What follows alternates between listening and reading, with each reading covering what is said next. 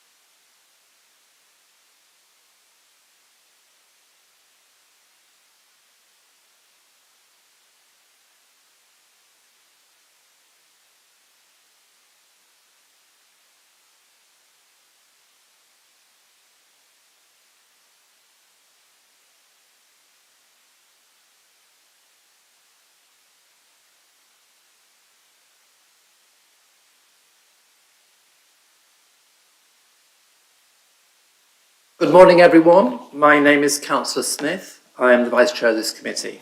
I'd like to welcome you to the Joint Development Control Committee meeting taking place at 10 a.m. on Wednesday, the 20th of September, 2023. Other members of the committee are Councillors Pora, Thornborough and Smart, and South Cambs District Council represented by Councillors Khan, Fane, Hawkins, Garvey and R. Williams. Apologies. Apologies have been received from Cambridge City Councillors Flobart and Bagent. It's been received from South Cambs District Councillors Bradman, Stobart, and Councillor Garvey is attending as an alternate for Councillor Stobart.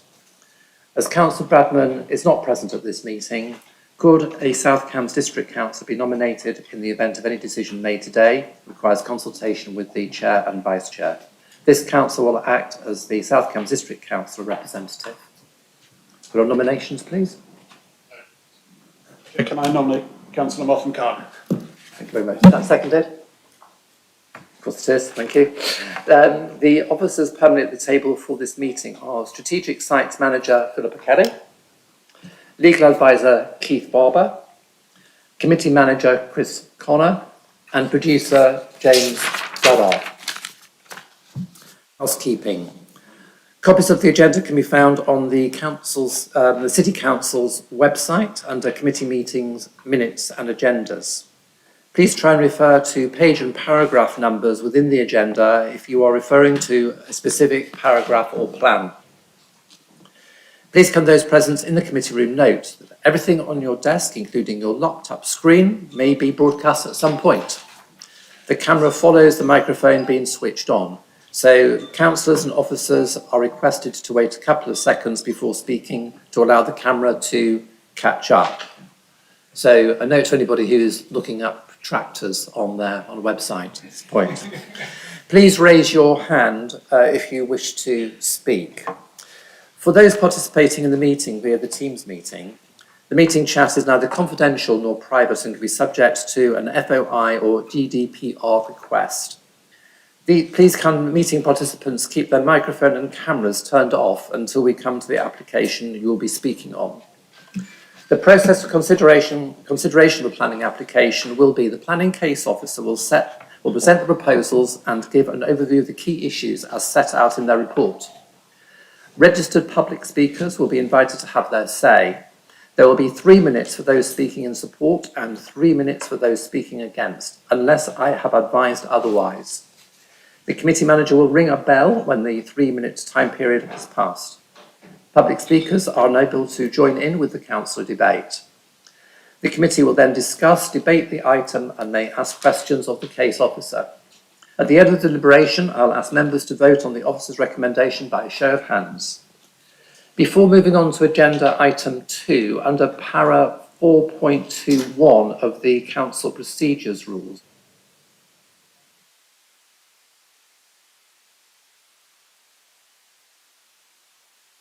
I'm using my discretion to alter the agenda order and take agenda item 5, 23/01857/S73, land south of Robinson Way, Addenbrooke's Hospital, RSC 40, Orthopaedic Theatres, forward.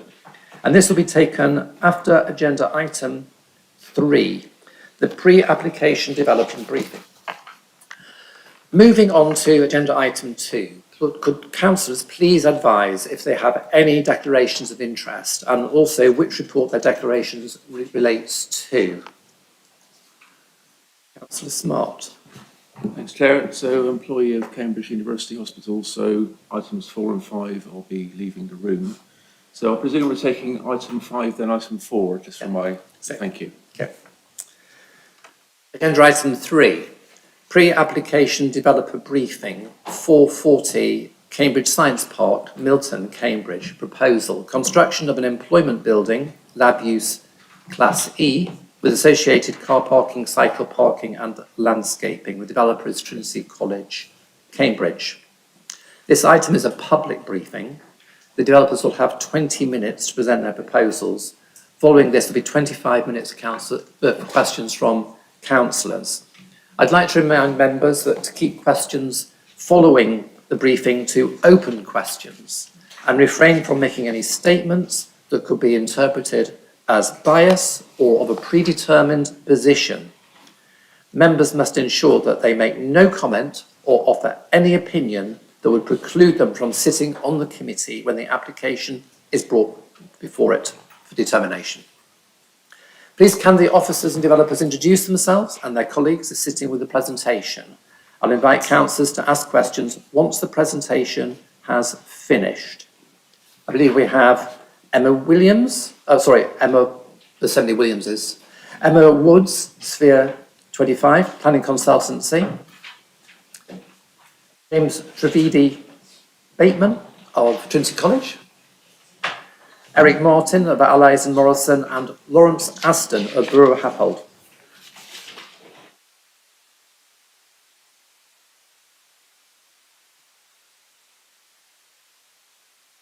Nice. Would you like to start? Would you like to start your presentation?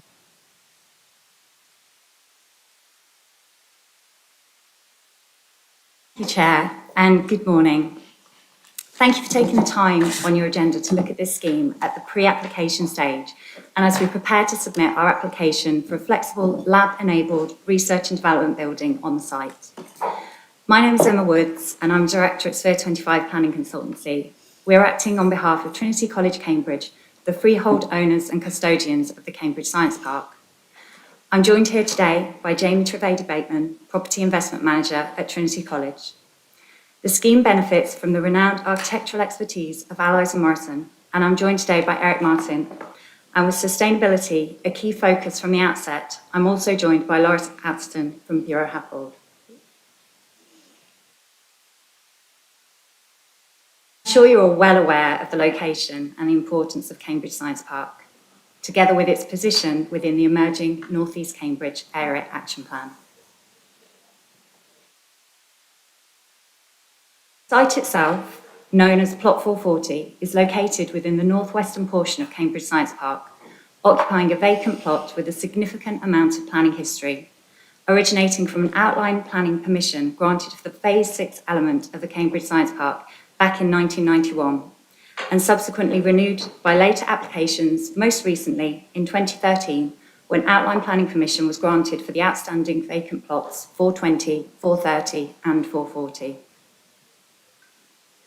Today we are briefing you on the proposals for a standalone detailed application for Plot 440 to be brought forward by Trinity College to deliver much needed flexible research and development space within this highly successful science park. It is worth highlighting that behind this application is a commitment to fulfil the college's vision for Cambridge Science Park in terms of the economic, social and environmental objectives for the park as a whole.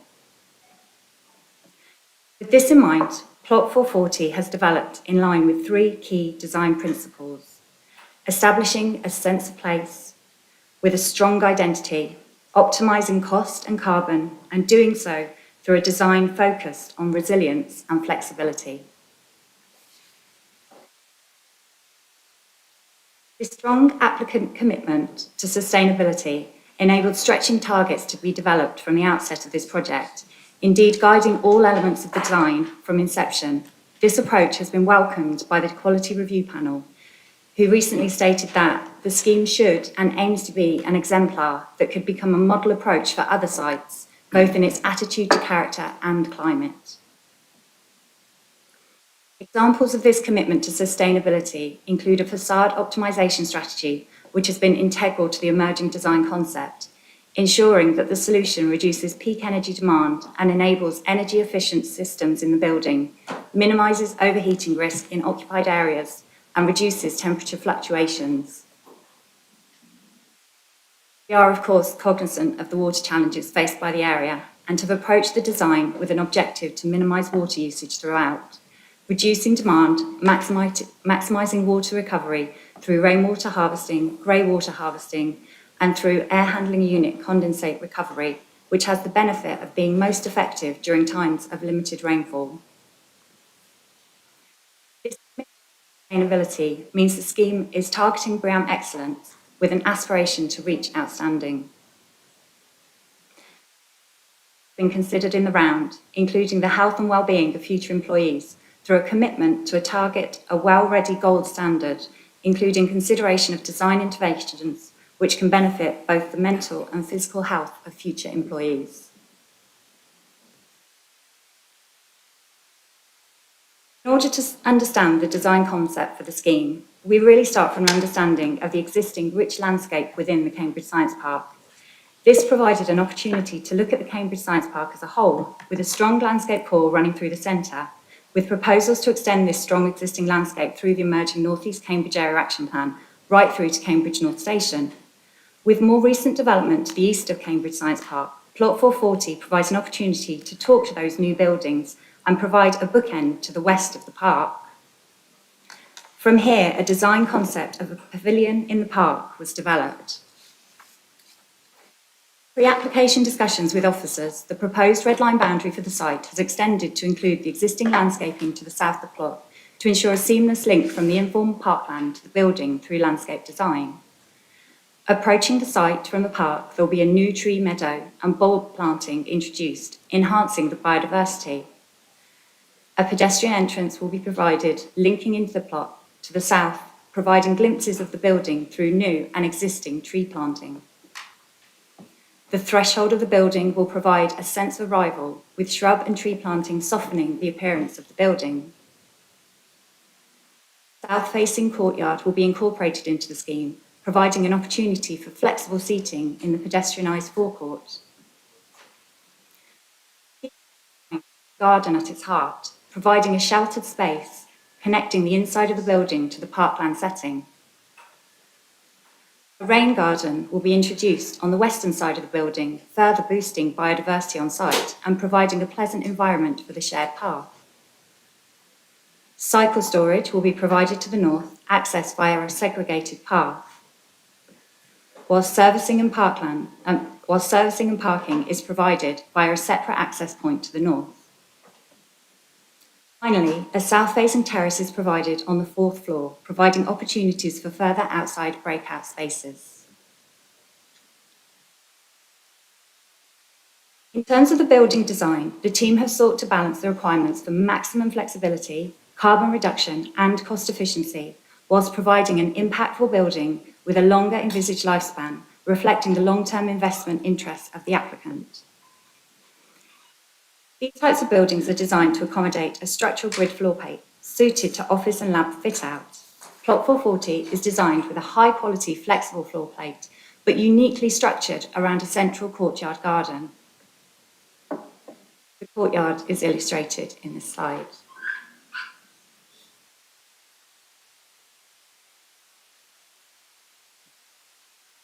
Building hybrid frame system, which our architects will be able to answer any questions you may have on.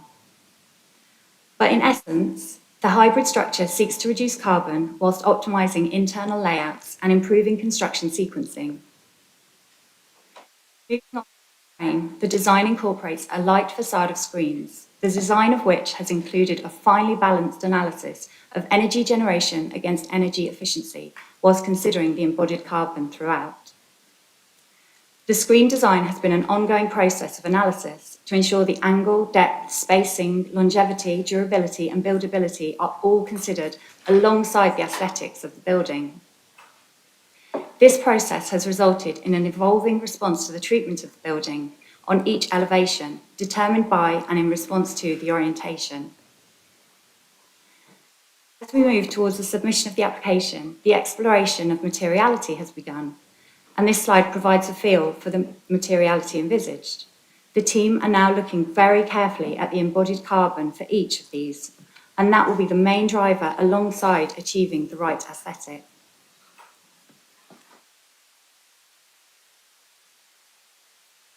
This slide sets out the key metrics for the building, which will provide circa 13,000 square metres GIA in a ground plus 4-storey building.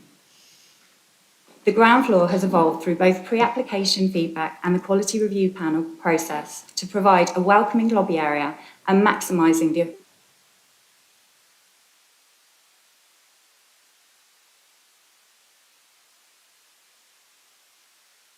Resulted in a main lobby providing a light and bright entrance and reception area to the building, providing both waiting and informal meeting zones.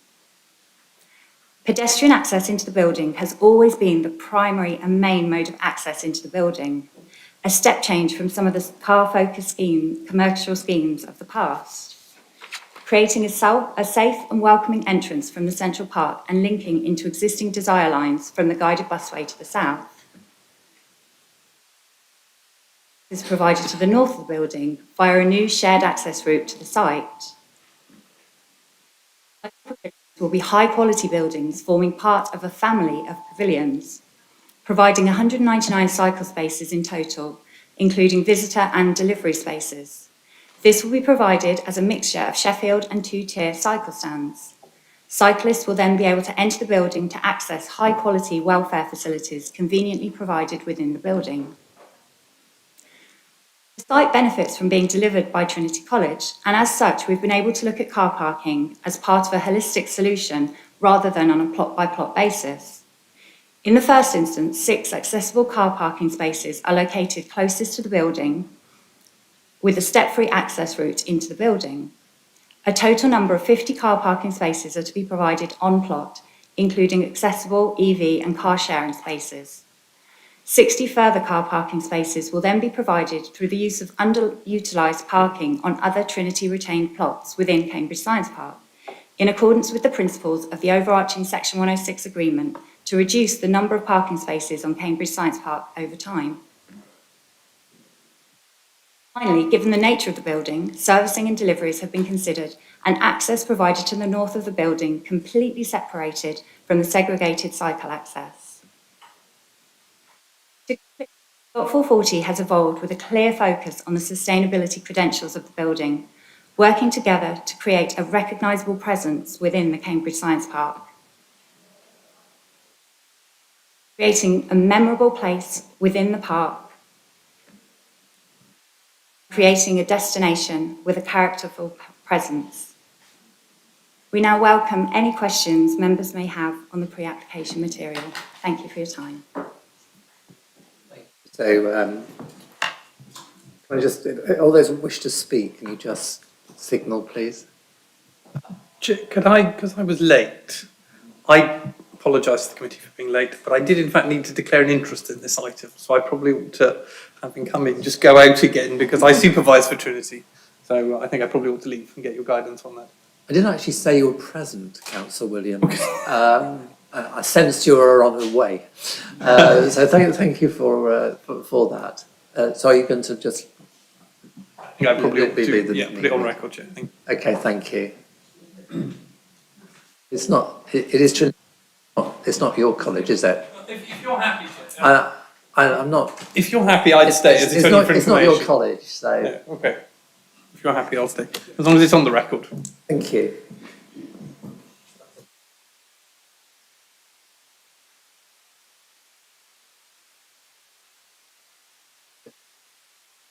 Who's putting their hands up to ask questions? Katie. Fine. Okay. Gosh, Katie Pora. Okay. Councillor Thornborough, would you like to ask your question, please? Thank you for the presentation. It's very interesting.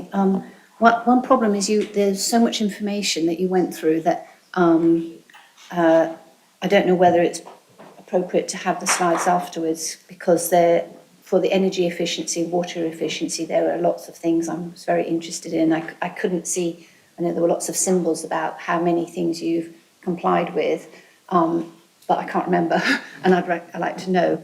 I was really pleased to see that the water target is 10 litres per person per day. I think that's right, which is 50% less than our aspirational target in our emerging local plan, which I think is a really high target. But what I don't know is how many employees, what does that actually mean, and how does that fit in with any current water use on site, and whether is it increasing the use on site? I'm sure you're aware of the pressures, or the problems with water, and trying to find some leeway in existing buildings to enable new buildings to develop.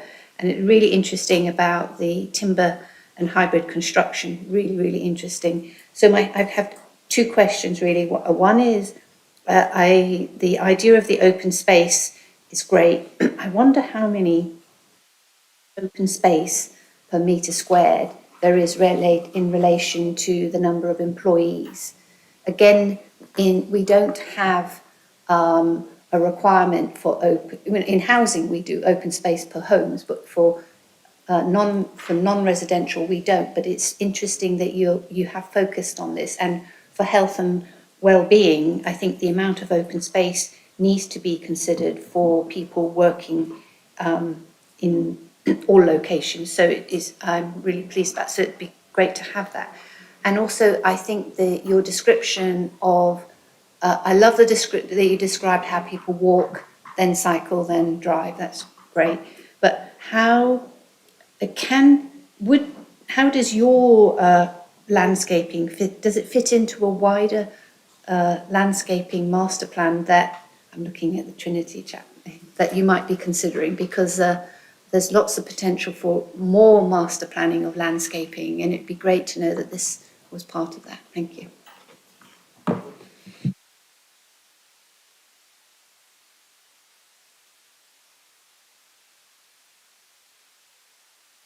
Would you use the microphone, Yeah. please? Very sorry. I'll probably have to be told that again. Technical points? Or shall I speak to the wider landscaping? Let's start with that. Okay. Thank you. Absolutely, yes. In terms of the wider landscaping and understanding how this asset fits within the wider science park, I'm keen to stress again that at Trinity we view this as a science park with a collection of buildings rather than going asset by asset. An important part of this asset that we're very excited by is its connection onto the green spine that runs through the heart of the park.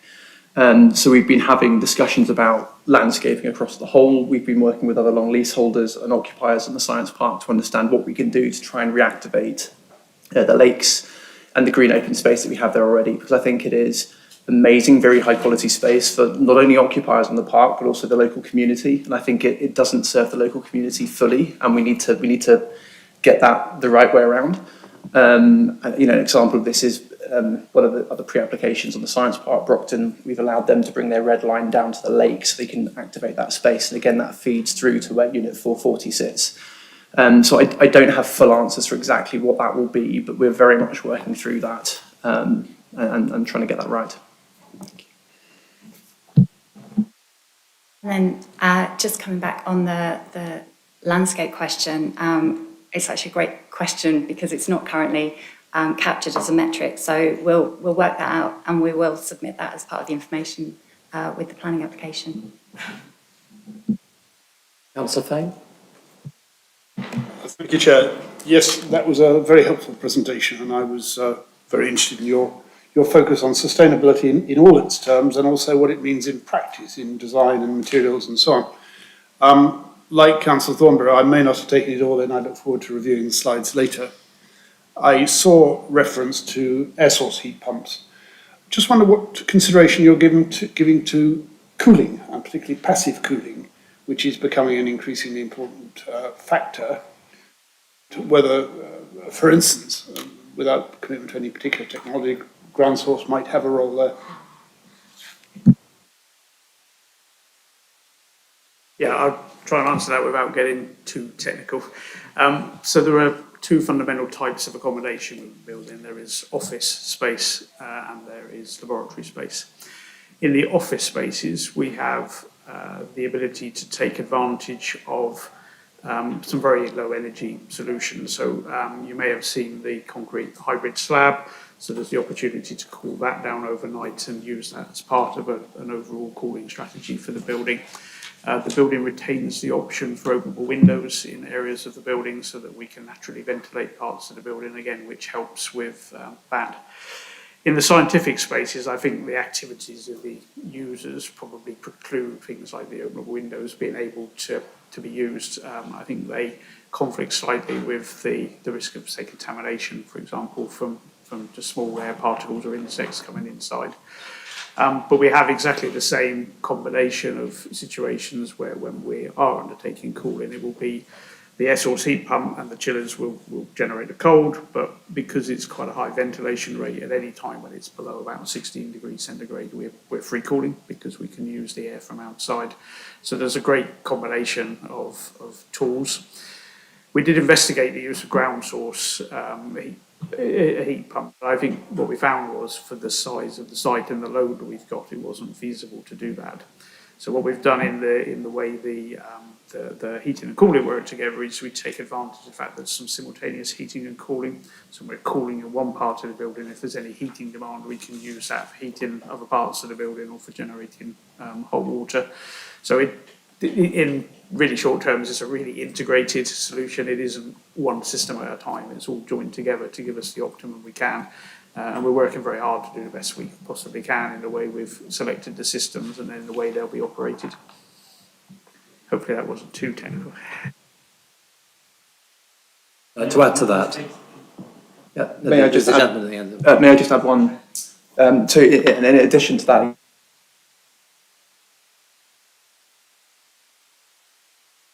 recently completed, and one of the things that drew out was having buildings heating in one part of the park, cooling in another, and that has started a discussion on actually how do we try and distribute energy across the whole park. You'll appreciate very early doors, and it's a very large infrastructure cost to try and put in heat loops, but that again is something that we're bringing up our agenda. And Councillor Paul. Thank you very much, Chair. Thank you for the presentation.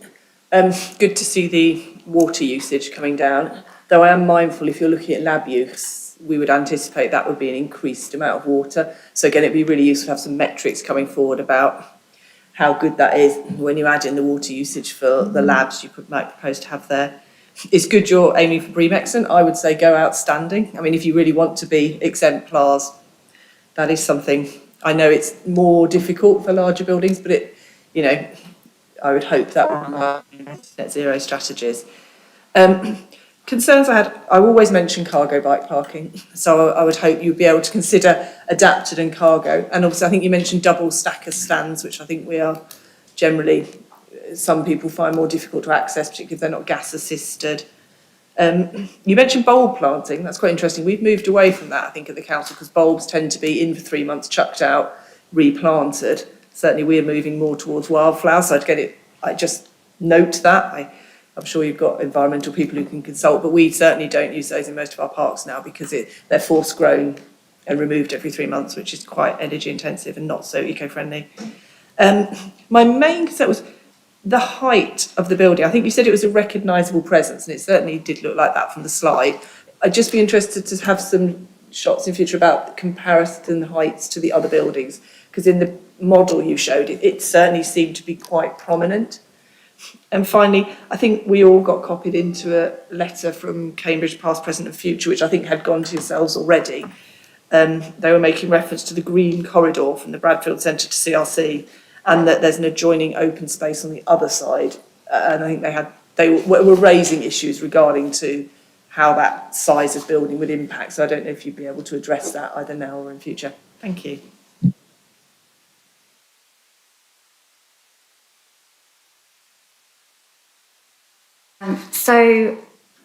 So just picking up on the cargo bikes. Yes, so we're incorporating cargo bike spaces and generate oversized spaces. One of the things that we've included from the outset are the kind of, all forms of delivery. So making sure that cargo bikes for delivery bikes are included in the strategy.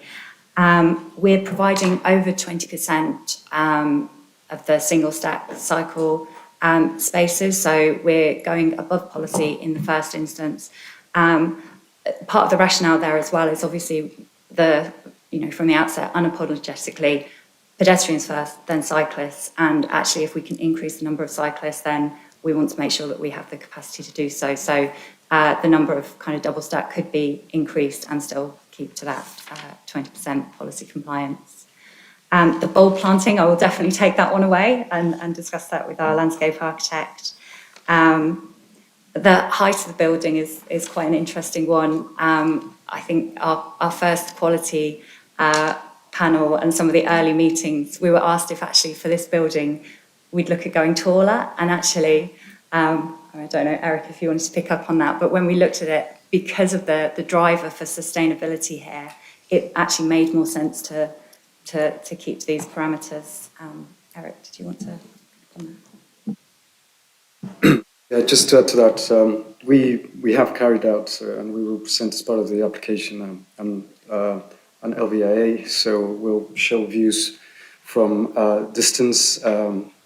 We have a series of them, so we'll demonstrate sort of how the building looks in the context, not just the immediate context, but the wider context. So hopefully that'll be all there. But yes, as Emma mentioned, we went through a process with the officers and the quality review panel, and it was thought, because of the design of the building, the sustainability measures we were applying, that and also to achieve, in a way, nicer proportions of the building, that could be taller. So we added another floor, and the building became more efficient, because you're already building a building of certain capacity. Adding floor, then from an operational point of view, it actually makes it even more efficient, and it has definitely ended up, in our view, and I think the officers and the quality review panel, in a more elegant proportion.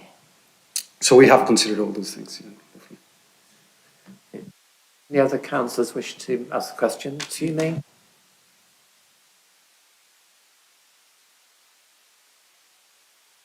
Can you, Councillor Hawkins? Thank you for your presentation. You mentioned the parking spaces. You had 50 on site and then 60 elsewhere. How does that work? And secondly, how many EV charging points are you proposing to provide?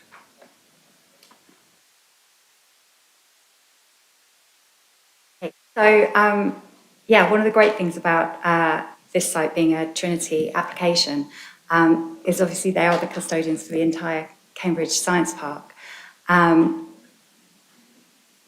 Relating to kind of previous applications, there was a overarching Section 106 agreed for the entire Cambridge Science Park, which sought to look at car parking as a whole and effectively put a cap on the number of car parking spaces. So with that in mind, this plot seemed an ideal opportunity to look at, well, how can we look at Cambridge Science Park as a whole rather than plot by plot, certain number of parking spaces, do it here. So our transport consultants carried out a utilisation survey of plots that are within easy walking distance of plot 440 under Trinity's control, so that they can manage those parking spaces. And there are 3 other plots in the nearby vicinity where we can accommodate 60 spaces with ease. We would look to secure the agreement through a car parking management strategy, which we'd enter into as part of the Section 106 for this application. And it just enabled us to look at parking in a more holistic way rather than just on a plot-by-plot basis. Okay.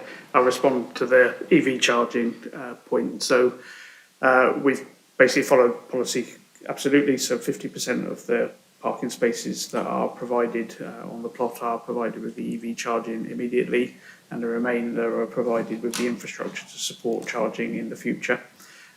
We've got a blend of high capacity charging, so people who are potentially there for short duration can charge a vehicle, and then there's some lower capacity charging infrastructure for people who maybe park there all day.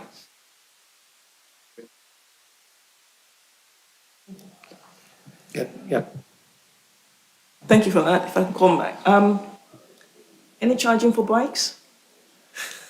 Certainly within the cycle parking facilities, I think Emma mentioned that it's quite a high quality facility. So we have the ability for e-bike charging within that space. I think we've got some metrics that says if you've got the ability to come by an e-bike, people will come from further by bicycle. And obviously we're very close to the guided bus route, which is then linked to the wider Cambridge network. So it's a very accessible site. Councillor Smart? Thanks, Chair. So I'll just pick up on a couple of things that have been said so far and then start from the beginning of the presentation. Thanks for the presentation, Emma. Yeah, it's definitely an asset or a proposed asset, but do you consider it to be a beautiful building and why? Ground source was said to be not feasible. Is that due to cost? So going back to sustainability, it looked like it was cross-laminated timber and concrete. So obviously the former good, the second bad. But is that the case? What's it made from? The tree meadow, how many hectares? You mentioned the lifespan as if it was going to last longer than average buildings, so what is the lifespan? The parking spaces off-site, are they going to be conditioned to be used for this building for eternity? The front door, I couldn't see the front door anywhere. Yeah, I presume there is one, and where is it, and is it for everyone? So you talked about disabled parking spaces, so I presume that everybody, including wheelchair users, would use the same entry. Thanks, Chair.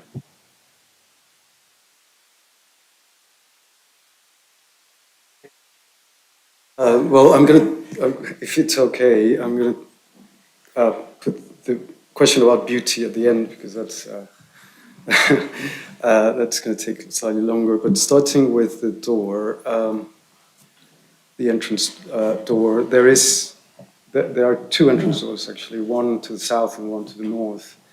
The main one to the south is for there's this different types of visitors, so different types of users to the buildings, but as Emma explained, we're trying to encourage most people to come by either by cycle or walking, and the idea is that the building faces south, facing the park, and rather than, we didn't want for the building to face the road, which is what commonly buildings would do, but rather face the park, which we see as the main asset of the site.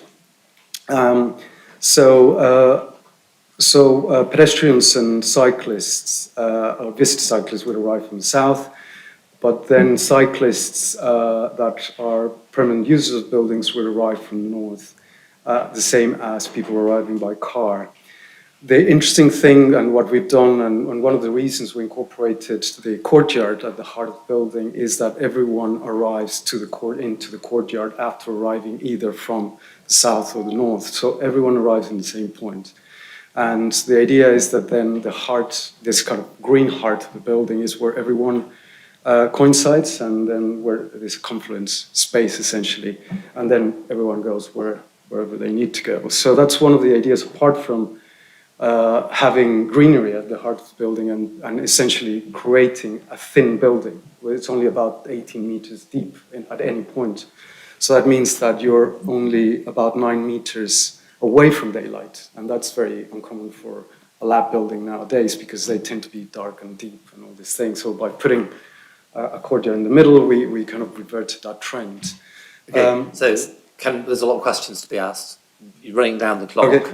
So, that's the entrance. That was very beautiful, I thought, contribution, but can we just move on to the answers to the other questions? There was materials and building lifespan, the off-plot conditionality, and there are others as well. Sure. Building lifespan, Trinity's brief was to look at a building at least that it will be around for 100 years. So it's a very long lifespan. There are materials out there that obviously are not available to last 100 years, but so some of the materials that we're looking at will be less than that, but the structure of the building would be definitely that would last that long. Elements of the facades and some elements of the building systems would be around for that long, we feel. In terms of the structure, the hybrid structure, it is a hybrid structure of precast concrete and laminated timber, and the reason why we did that, Web Yates, the structural engineers, is to minimize the amount of concrete. These lab buildings need to be very high strength in terms of the vibration criteria because of the type of kit they will have. And normally concrete structures tend to be the best solution for that. What Webb Yates came up with is a structure that is concrete, but is the minimum amount possible of concrete, which is then stiffened with timber, which has a much lower embodied carbon. And the stiffening then achieves then what the lab aspect in the building needs to be, which is a factor of 1. So that's how the hybrid structure works. So it's essentially a concrete structure, as minimal as possible, stiffened with timber. So it's all been going to be prefabricated. The building is essentially a kit of parts. Most of it is prefabricated apart from the foundations. So the structure, the facade, the outer facade, everything is going to be sort of manufactured off-site to try to minimize embodied carbon and minimize wastage as well. And then it is going to become and erected on site gradually. In terms of materiality, we, as Emma mentioned, we're looking at embodied carbon at every stage of the way. Embodied carbon is informing every decision, so sustainability is at the heart of these decisions. But one of the most important things is that it's a simple building. The simpler the shape, the better it performs in terms of the building physics. So everything that you see there is doing a job. It's a simple building that is working as hard as possible, so there's nothing superfluous. And it's within this kind of marry of technical sustainability and materials that we're achieving, in my view, a beautiful building. Because as you know, a simple building that has no superfluous elements and everything is doing its job and everything is sort of working balance, I think that's how we're striving to achieve beauty, basically, through that. So I know that is a very subjective aspect, beauty in buildings, but that's how we're hopefully achieving it. And so far, everyone that we've shown the building to really likes it. So, Councillor Smart. Thanks for letting me come back, Chair. So yes, I agree, utility can have beauty of itself. So you never answered 3 questions. So those were how many hectares is the tree meadow? Are the 60 extra parking spaces conditioned for future use forever for this building? And finally, what was the other one? Ground source you said ground source wasn't feasible. Is that due to cost? And just going back to your comments you've already made on the structure of the building. So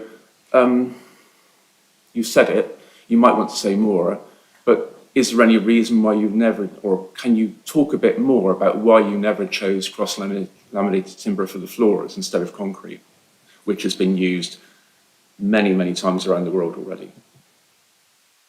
So I'm going to have to ask you to be really concise now. Councillor Garvey's got a question, I've got a question, and you've got 2 minutes. But I will use my discretion to let this conversation run on a bit more, but let's try and cap it within the next 5 or so minutes, please. Thank you. In terms of the material of the structure, we did consider cross-laminated timber for the whole building. The challenge with cross-laminated timber is the stiffness to achieve what labs need, so a response factor of 1. And in fact, the amount of timber needed in order to achieve that stiffness ended up being so that's why we ended up with what the brief was asking the team to do, and a balance between, so the hybrid structure was the right answer. We looked at about 10 different solutions, and this was the optimum in terms of cost, carbon, and also achieving brief. So for office building, if this was an office building, we definitely wouldn't hesitate to have gone full timber, but because of its use, then we will need to consider other avenues. Just on the acreage, the whole acreage of the site, including the meadows, is 2.7 acres. So about half of that is the wooded meadow. Half of 2.7 acres. That's the Car parking. So in terms of car parking, we'll need to come up with a car park management strategy. It won't be for perpetuity because things are going to change. The nature of getting to work is changing, so it's going to need to be flexible for that. But also, it will need to take into account the opportunity for further consolidation of parking within Cambridge Science Park as further plots are developed. So whilst it will commit to providing sufficient parking spaces, obviously in conversations with County Highways, because we need to get them to agree, it will be sensibly worded with future flexibility in mind. Councillor Garvey. My questions have been answered, thank you. Councillor Garvey, please. My questions have been answered already, thank you. All right. Councillor Smart, you coming back on? You were probably right, Chair. I mean, it's only a small thing, but it was said that the ground source heat pump was not feasible. I couldn't see for the life of me why that was the case, so I presumed it's cost. So I was just asking for that to be clarified. Was it due to cost? A very quick response to that. So we did a detailed low carbon analysis, low and zero carbon systems analysis. The ground source heat pump is not capable of meeting the load that we need within the plot area that we've got if we go for a shallow one. When you go particularly deep, it is very deep here, and there were some issues with the Environment Agency, and they would be able to do that. Hopefully that's as concise as I can do. Thank you very much. You expressed the view that this would be an exemplary building. We'll leave it up to determination of the planning application when it comes forward. You've had a lot of feedback today, which hopefully you'll take away and represent back to us in response to all of those questions and issues that have been raised. So I hope you felt that the process has been helpful today. My main takeaway is nothing to do with the application, actually. It's about what you've been hinting at, about what you're doing as custodians of the science park and building what we would call perhaps an exemplary science park, and all the things now that need to be done in that respect, whether it's about energy management, smart grid, water usage, car parking, and so on and so forth. And perhaps at some point you want to come back to the committee and tell us how you're doing on those matters, because it's all part of the North East Cambridge Action Plan. So thank you very much for coming today.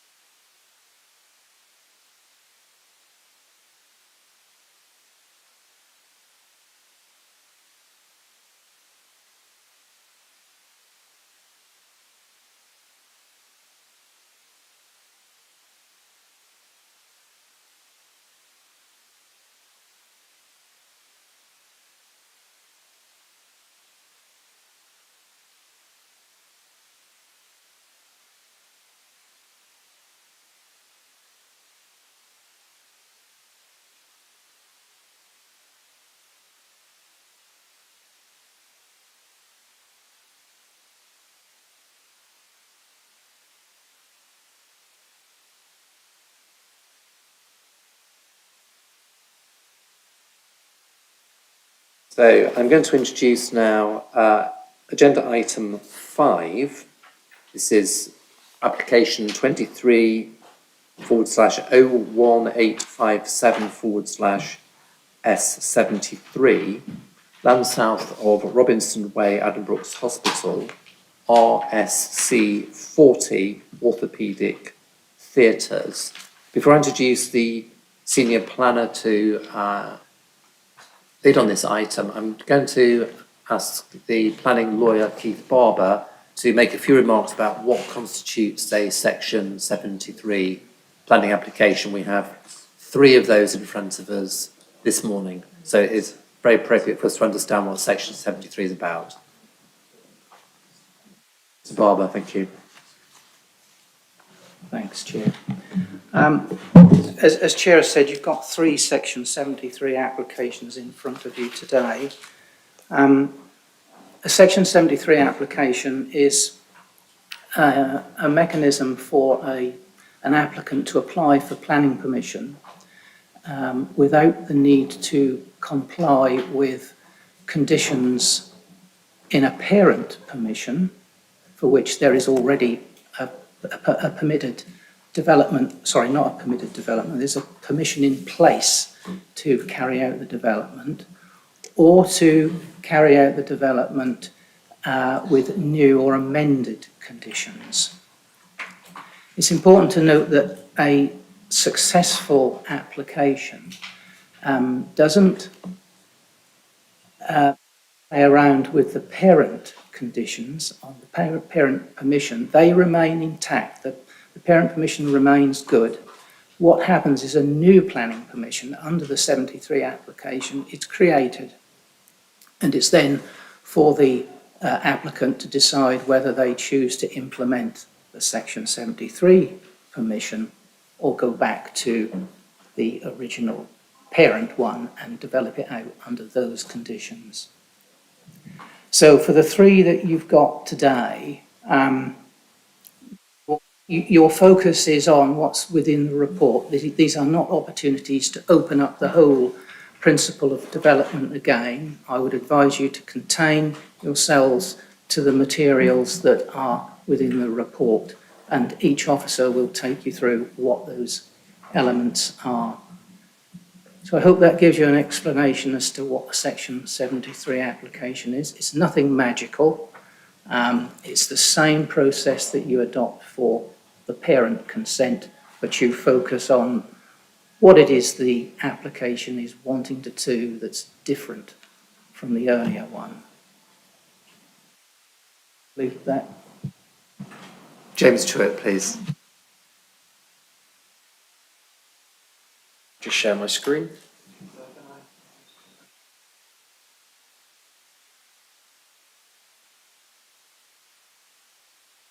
You're talking about minor material amendments.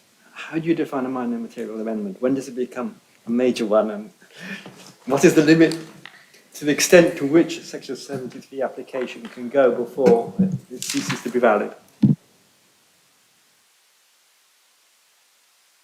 What constitutes a minor amendment is very much a planning judgment for the case officer. They weigh it up. There's no legal definition of what a minor material amendment is and so forth. So it's a judgment call for the planning officer.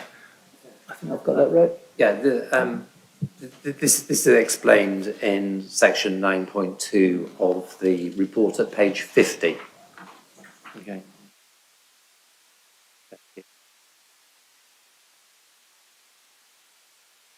Without further interruption then, James, can you now proceed? Thank you. Thank you, Chair. As mentioned previously, this is for application 23-01857-S73, which is a Section 73 to vary conditions 3 for the approved plans, 8 for the hard and soft landscaping works, 9 for the landscaping implementation of planning reference 22-02591-FUL, which was for the retention, change of use and extension of the Regional Research Centres 40 to provide orthopaedic theatres, orthopaedic wards, new and realigned vehicular access and associated infrastructure for a temporary period of 10 years. This is located within the Cambridge Biomedical Campus, and as you can see from the plan on the screen, it's denoted by this red line with Robinson's Way just here, Dame Mary Archway to the south and running along here, and you have Cambridge Children's Hospital in this location here, which was approved as and falls within part of the outline approval for the Cambridge Biomedical Campus Phase 1. These proposals do not form part of the wider Cambridge University Hospital Master Plan or the outline, though the proposals are considered to offer a suitable meanwhile use that meet an immediate healthcare issue, and this conforms with the principle of development which was established through the existing permission 22-02591-FUL for the RSC 40, which was granted on the 25th of August 2022 at JDCC. So the proposals themselves, so the application, as mentioned previously, is a Section 73, which is made under Section 73 of the Town and Country Planning Act 1990 to seek variations to the conditions attached to the planning permission, as previously mentioned. The original permission was approved for the retention, change of use and extension of the Regional Surgery Centre 40 to provide orthopaedic theatres and associated infrastructure for a temporary period of 10 years. The variations sought are to take account of the changes to the layout, landscape and elevations resulting from detailed design and neighbouring proposals. So the application proposes to remove an area of wildflower planting to the west of the service road to enable the creation of a car park which is under a separate application, to reconfigure the ancillary buildings, the inclusion of ducting on the internal courtyard elevations, to replace the wire-based roof system with a handrail system, and a later slide will run through these and also through the condition wording variations. So the site itself, as you can see here, I've also marked on what is the neighbouring site, and you can see where it overlaps, which was the reason why an area was removed, but this is clearer on a later slide. So the lighter coloured blue buildings, sort of in the centre here, were the structures which existed as part of the General Permitted Development Coronavirus England Amendment Order 2020, and the other blue structures are shown as built as part of the original permission 22-02591-FUL, which is sought to be amended through this application. The areas which are shown by the bubbles show some of the sort of smaller proposed changes in the landscaping, which I'll run through later. There are no changes to the access arrangements, parking or cycling provisions. This slide shows a side-by-side comparison of the proposed and the originally approved. So it clearly shows the alterations to the ancillary buildings to the south. You can see they're grouped here as opposed to on the originally approved. This is considered to be positive as it groups the smaller ancillary structures in one location. It's also not visible from the public entrance to the building, and this does not result in a reduction, this does result in a reduction to the landscaping around the amenity staff area, which is here, but it has been relocated, you can see, to this area here, some of the landscaping. So although this does reduce the landscaping area, it does not impact the main public-facing landscaping, which is in this area here, which has also been improved, and the landscape officer has no objections to these proposals. Just to reiterate, this is the area here, which is where there's the removal of the wildflower planting. This plan here shows the proposed landscaping, and as previously mentioned, this is where the area of the wildflower planting has been removed. I have a later slide which shows a side-by-side comparison, and so that is, as mentioned, enables the creation of a temporary car park which is under a separate application. So although this sees a reduction in the soft landscaping for the area, which would be covered by the neighbouring site for the temporary car parking which is coming forward as a result of the relocation of the existing car parking displaced by the Cancer Hospital and to accommodate the temporary Cambridge University Hospital need. These are both determined under separate applications. So although the loss of wild planting has a negative impact on the approved scheme, in terms of landscaping and biodiversity net gain, or BNG, it is considered acceptable, as there would still be a BNG of over 20%. And yet this is a reduction from the approved scheme which previously proposed 74. It should be noted that although the percentage change in BAG provision appears to be quite high, it does in fact represent quite a small area in relation to the rest of the site, and it helps to accommodate, oh, sorry, I lost my place. It does represent a small area towards temporary planning permission. It should be noted that on paragraph 14.1 in my officer report, it references an incorrect policy number, and it should read policies 69 and 70 related to the protection of biodiversity, species and habitat. The proposals have been discussed with the Council's ecology officer, and officers are satisfied that proposed development complies with policies 69 and 70 and the biodiversity SPD 2022. It shows the landscape side-by-side comparison. And as you can see, this is the area that was originally proposed with the wildflower planting, and you can see where it's been removed here. You can see all of the amendments around sort of the ancillary buildings to the south. The external elevations, so the changes for this are quite small. The amendments show the safety rail system, which you can see here, and along this point here, and this along this section here. This comes as a result of the hospital estates team and facilities team requiring adjusted system to enable safe roof access. And given the temporary nature of the scheme, it's considered that the alternative safety rail system is acceptable and would not cause significant permanent negative impact on the roofscape of the building or the wider area. Internal courtyard elevations, again, this is quite a small change. So as you can see, it's this area here where my cursor is. There's an area of ducting that's going to be included as well. It's considered acceptable as they help enable the facility to operate and would only be visible internally and would not be visible on any external public-facing elevation. So the proposed condition wording, this is all in the report, but officers also note that the application has sought to vary condition 3 as part of the application description. Condition 3 is a compliance condition requiring the development to be carried out in accordance with the approved plans, and consequently there's no need to vary the specific wording as part of the recommended consent.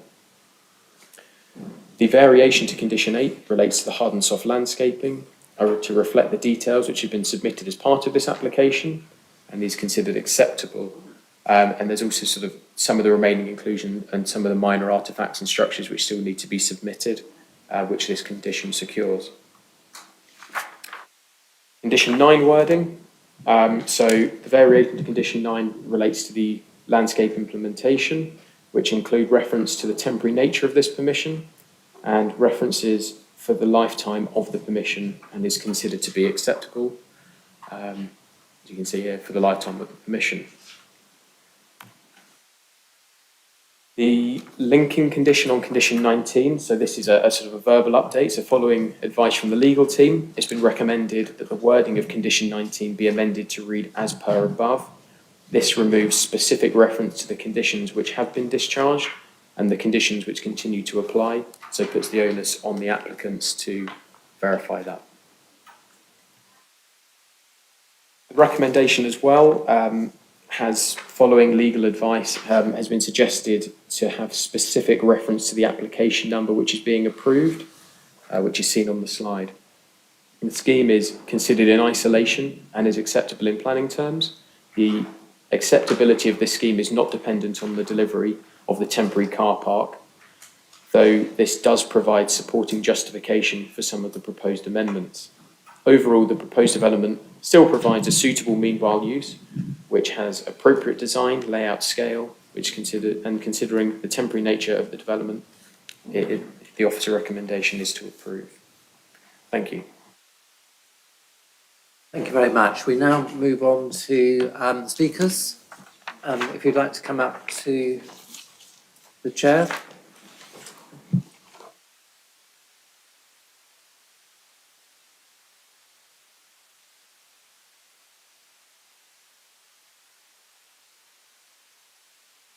So, welcome. When you're, if you'd like to introduce yourselves, when you're ready to speak, just press this button and then and the red light comes on and we'll be able to hear you. And then when you're finished, turn it off, please. Okay, thank you. Thank you, Chair, and good morning. My name's Karen Charlton, and I'm from Cambridge University Hospitals, and I'm joined here by my colleague Michael Hendry from Navigate Planning. First, I'd like to thank the officer for the the well-reasoned report, and we welcome the recommendation for approval.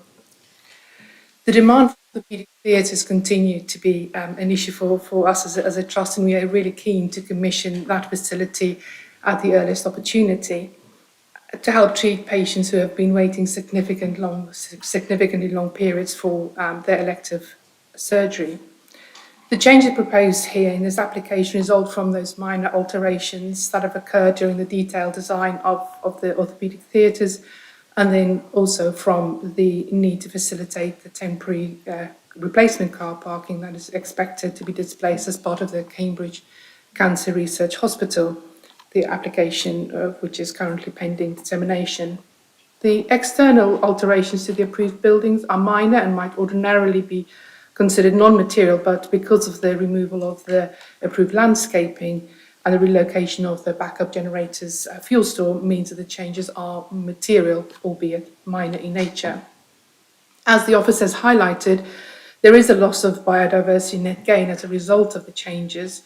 The revised proposal still exceeds the emerging local plan target of 20% and is more than double the 10% required by the Environment Act of 2021, which itself does not come into effect until November 2023. In addition, it should be noted that the temporary car parking will itself deliver a biodiversity net gain of over 42% should the planning permission be granted. The application site is identified in the CUH master plan work that we are doing as a site for the new acute hospital. And as such, the existing buildings will have to be removed to facilitate the permanent development, of course, subject to funding, detailed master planning and planning permission. At that time, we recognise that any planning application that come forward will need to provide further biodiversity net gain of 20% over and above, which is currently proposed, which will become the new baseline. So in summary, we thank the officer. The amendments are minor and our long-term thinking is part of our plan. I reiterate our support for the officer's recommendation and trust that the information assists the committee in the debate. Thank you. So, as they say on Radio 4, any questions? Katie? Yeah. Why has the removal of the wildflower planting, which is associated with another application, why is it included in this application and not the other application, the next application, which would seem, for me, logical? So there must be some advantage for the applicants to have it in this one and not the other one, I think. So I think I've got the question correct. So this area was originally in, sort of the wildflower planting was originally within the sort of approved permission, and the section 723 seeks to vary it. So effectively this is, as far as this permission is concerned, is a blank area of land to enable the next phase or the next application, should it gain approval, to enable car parking spaces to be developed on that. And I believe it's to allow, although I'm sure that the officer will clarify this on the next scheme, but it's to sort of maximise parking spaces and enable some of the other sort of design aspects of the next application. But sort of to be clear, it's not an area that I've considered as part of this one, because it's standalone. This is considered to be acceptable. I'm not sure if that answers your question. If the other application wasn't coming forward, we wouldn't be asking to remove a whole strip of wildflower planting, which we don't really want to do if we don't have to. So it just seems I'm just very confused why the car parking to replace the wildflowers, why isn't it in part of this application? Why aren't they together? If you see, change of use from wildflower planting to car parking, either in this application or in the other application. Thank you, sir. I think I understand now. So basically, it was to prevent there being the correct phrasing, but it's to sort of prejudice to enable, to sort of encourage sort of the approval of the next scheme to ensure that this is standalone and so that it doesn't prejudice on future decisions. In terms of the removal of it or not including it within the area, sort of you can't change the red line boundary area, I believe, as part of a section 73. So that's why it doesn't encompass that full car parking area. And following some pre-app discussions with the applicant, this was considered to be the best way forward to ensure that there's separation between the two schemes and that it can be considered in isolation. I have one more follow-up. Councillor Thornbury. So this application is a 10-year temporary application. Does that mean in 10 years' time, the wildflower planting goes back? Yeah. So, because this is a 10-year temporary permission, it activates it is a meanwhile use for the site. It's with the idea of a future reserve matters coming forward at some point for under the approved outline for the wider biomedical campus phasing. So, such as on the neighbouring site, which was for the Children's Hospital, that was a reserve matters scheme. This is a standalone. Or this was originally, a standalone full application. What about the wildflower? So the future scheme following pre-application discussions and application discussions, the future of the site will provide the required amount of biodiversity net gain. The wildflower planting itself, under the application reference, is to be returned back to a site ready for future development. So everything on this site, including the BNG, is a meanwhile use. So it's a temporary gain. So that's determined under a separate application. Right, okay, Councillor Thornbury, you're now straying into the next application. Then, can I just ask Katie Pora to ask your question? Thank you very much. Like Councillor Thornbury, it's the biodiversity net gain that to me seems the key issue here. It is disappointing it's so much more reduced, though I do understand that it's all meanwhile use, and I can kind of understand why the officers have done this, because the only other option should would just come back with a full application to amend the red line boundary, which would seem a little excessive for what's quite. My questions. So we're talking about a green wall as part of the current biodiversity net gain in this current application. I'm always a little sceptical about green walls, as in my experience they can often become green, just concrete after a while if it dies off. Can I ask the officer if condition 9 might be strengthened to make absolutely clear that the green wall needs to be maintained? Because we've got the normal one that says about trees and plants, but I'm not totally confident that would cover the green wall, because obviously that will be pushing this biodiversity net gain up at the moment. And finally, can I just check on the amendment sheet? It says we're removing 21.2, which is the delegation to officers. Is that still the case for item 5? Thank you. Before the officer speaks, can the officer just remind us to get this BNG in proportion, please? Right? We're not talking about the Forest of Dean here. You know, we're talking about a minor amount of BNG, and as the speaker noted, you're already fully compliant with policy which has not yet come into effect. So let's just get a sense of proportionality here, please. Thank you. Thank you. So in relation to the green wall, so condition 9 does specify that all of the planting will be carried out and maintained. So officers' views are this condition is strong enough to ensure that this carries on going forward.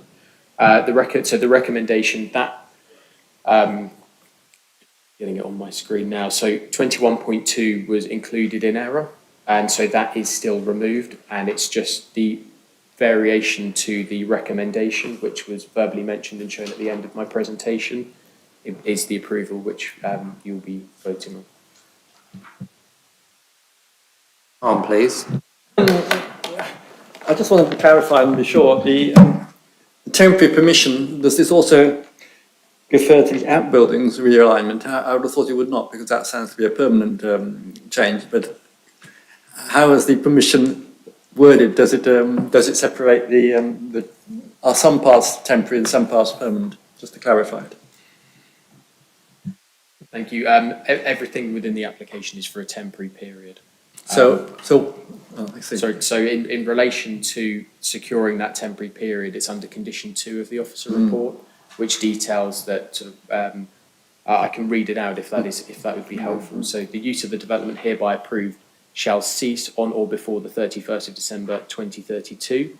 The development hereby approved shall be removed and the land restored to a service development plot with underground services and connections retained within 12 months from cessation of the use, in accordance with a scheme of work that has been submitted to and approved in writing by the local planning authority prior to commencement of restoration works.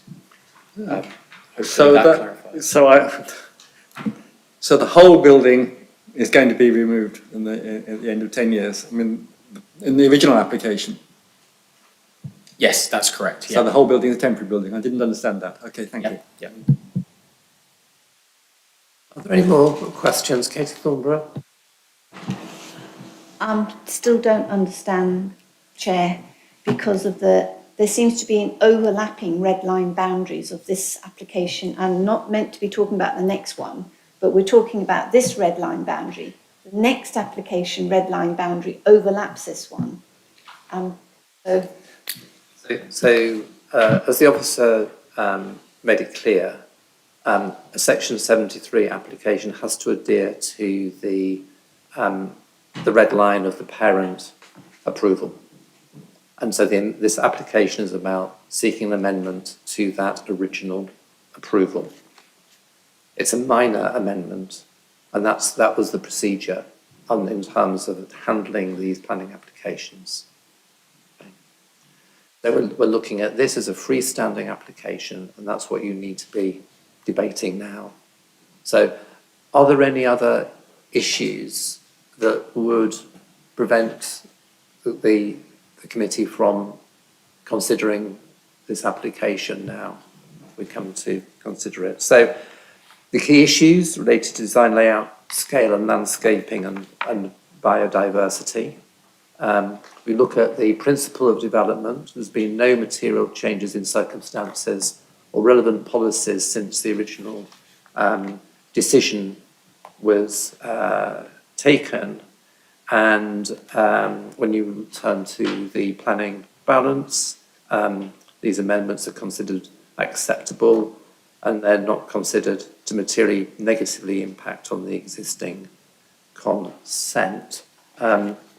If you would want to make any comments on this, Philippa?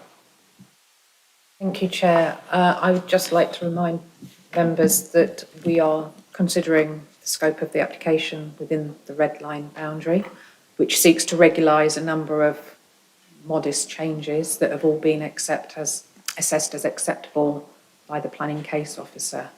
And they are policy compliant changes that are being proposed as well. I don't think I need to add anything further than that. No. Thank you. At this point, would you like to read out the recommendation, please, as amended? I can, but can I just seek clarity from members whether they wish to seek an update to condition 9, which was in reference to the green wall? Okay.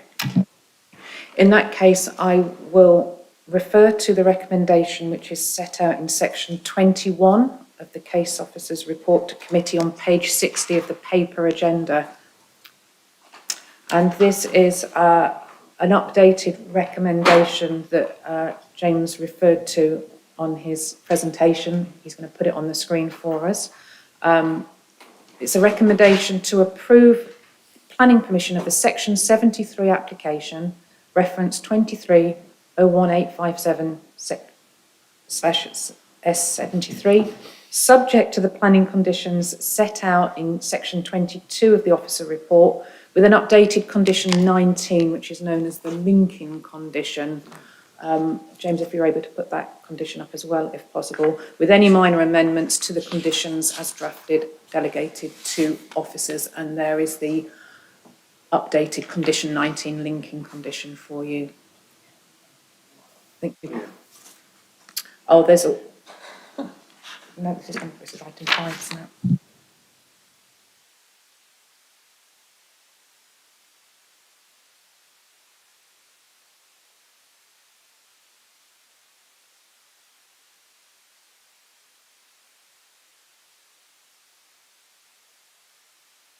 I was just wondering, the removal of the wildflower planting is dependent on the, it's necessary for the planning of the car parking. That's the reason why it's there. And it's only necessary. And the way they were organising it, we're deciding this one before the car parking. Is it possible to have a condition? It's a bit silly, but procedurally, because we will have decided by the end of this, we'll know by the end of this committee which way it goes.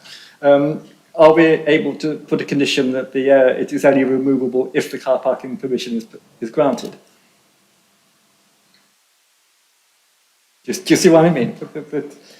We only, the removal of the wildflower is necessary to allow the car parking, the temporary car park to proceed.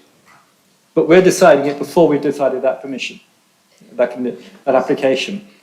So, yeah.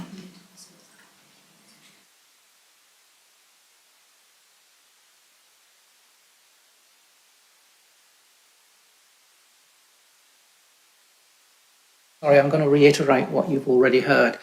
This application has to be considered on its own merits, divorced from anything that may come next on the agenda. So the short answer to Councillor Carr is no.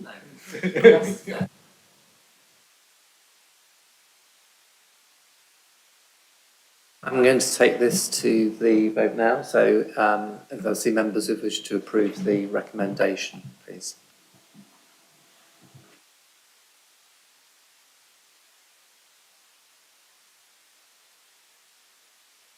Seven, Chair? Okay, that is approved. So, any abstentions? Thank you. Thank you for your presentation, Karen.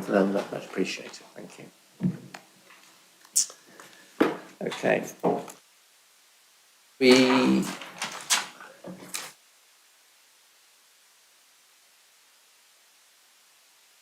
So,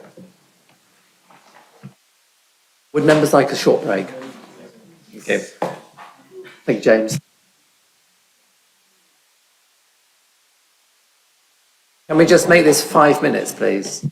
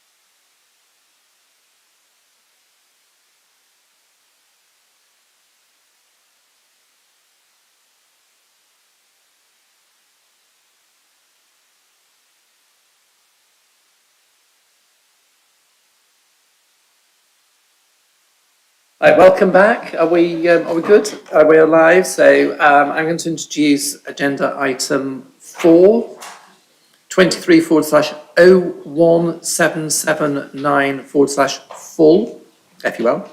Land north of Dame Mary Archer Way and east and west of Papworth Road, Cambridge, Cambridge University Hospital car parks. Could the principal planner please introduce this item? Thank you, Michael. Thank you, Chair. Good morning, members. I will share my presentation.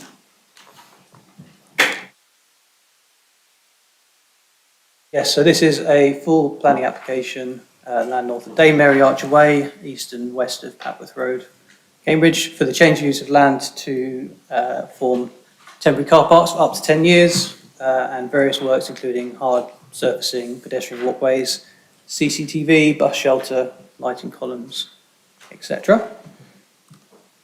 Just starting with the amendment sheet, there is a proposed change to condition 1 as set out in the officer report. As it appears on screen before you, the intention is to tweak the 10-year date so that it aligns with the description of the application and to remove specific reference to transport, strategic transport infrastructure schemes, which no doubt we'll come on to during the debate. So it's just simplifying this is a 10-year period, full stop. So there we go. The site is located, well, there's 2 parcels that form the car parks, both east and west of Papworth Road, to the south of the Royal Papworth Hospital here and to the north of the helipad. Apologies, watching the screen is slightly behind my laptop. The context of, I'm sure everyone's fairly familiar with the campus. Is just an aerial photo showing where these 2 sites are in relation to the wider biomedical campus. And this is just to show the overlap with the RSC 40 application, which was before members a few moments ago, which James touched on more heavily than I will as part of this. So part of the driver behind this application is to deal with the displacement of 337 existing car parking spaces, which are located in existing car parks A, B, and C, to the north of the application site. And the reason that the campus is looking at the displacement of these parking spaces is because there's a proposal for a new Cambridge Cancer Research Hospital. And just for context, the plan on the left is the site plan for the proposed Cancer Research Hospital. And you can see how that takes in car parks B and C within the red line boundary. Car park A will cease to be used because it's the intention that the area of car park A would be used as a site compound during construction. So should the Cancer Research Hospital benefit from planning permission in due course, those car parks will need to cease their use. In terms of the layout of the proposed temporary car parks, the western car park is to include 121 standard parking bays, 30 of which would be bookable spaces. Access would be created from Francis Crick Avenue on the western edge of the site, and suitable inter-vehicle visibility space can be achieved, so there's no highway safety issues. There are also intentions to put in a pedestrian bridge over the drainage feature and some additional pedestrian crossing points on the northeastern corner of the site to enhance that connectivity with the wider campus. The eastern car park is to accommodate 225 spaces. 177 of those would be standard parking bays. 30 would be standard EV parking bays. And we would see 18 blue badge spaces, 9 of which would be EV spaces.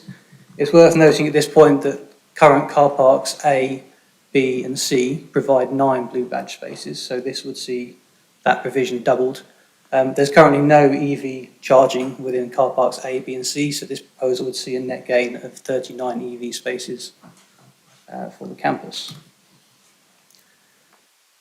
In terms of landscape proposals, the application seeks to incorporate certain various elements of soft landscaping to help integrate it within its surroundings, and the open grass area to the south of the western car park is where you'll see the helipad. I will also mention at this point that the car parks are outside of the helipad exclusion zone, so there's no conflict with that use and the proposed use.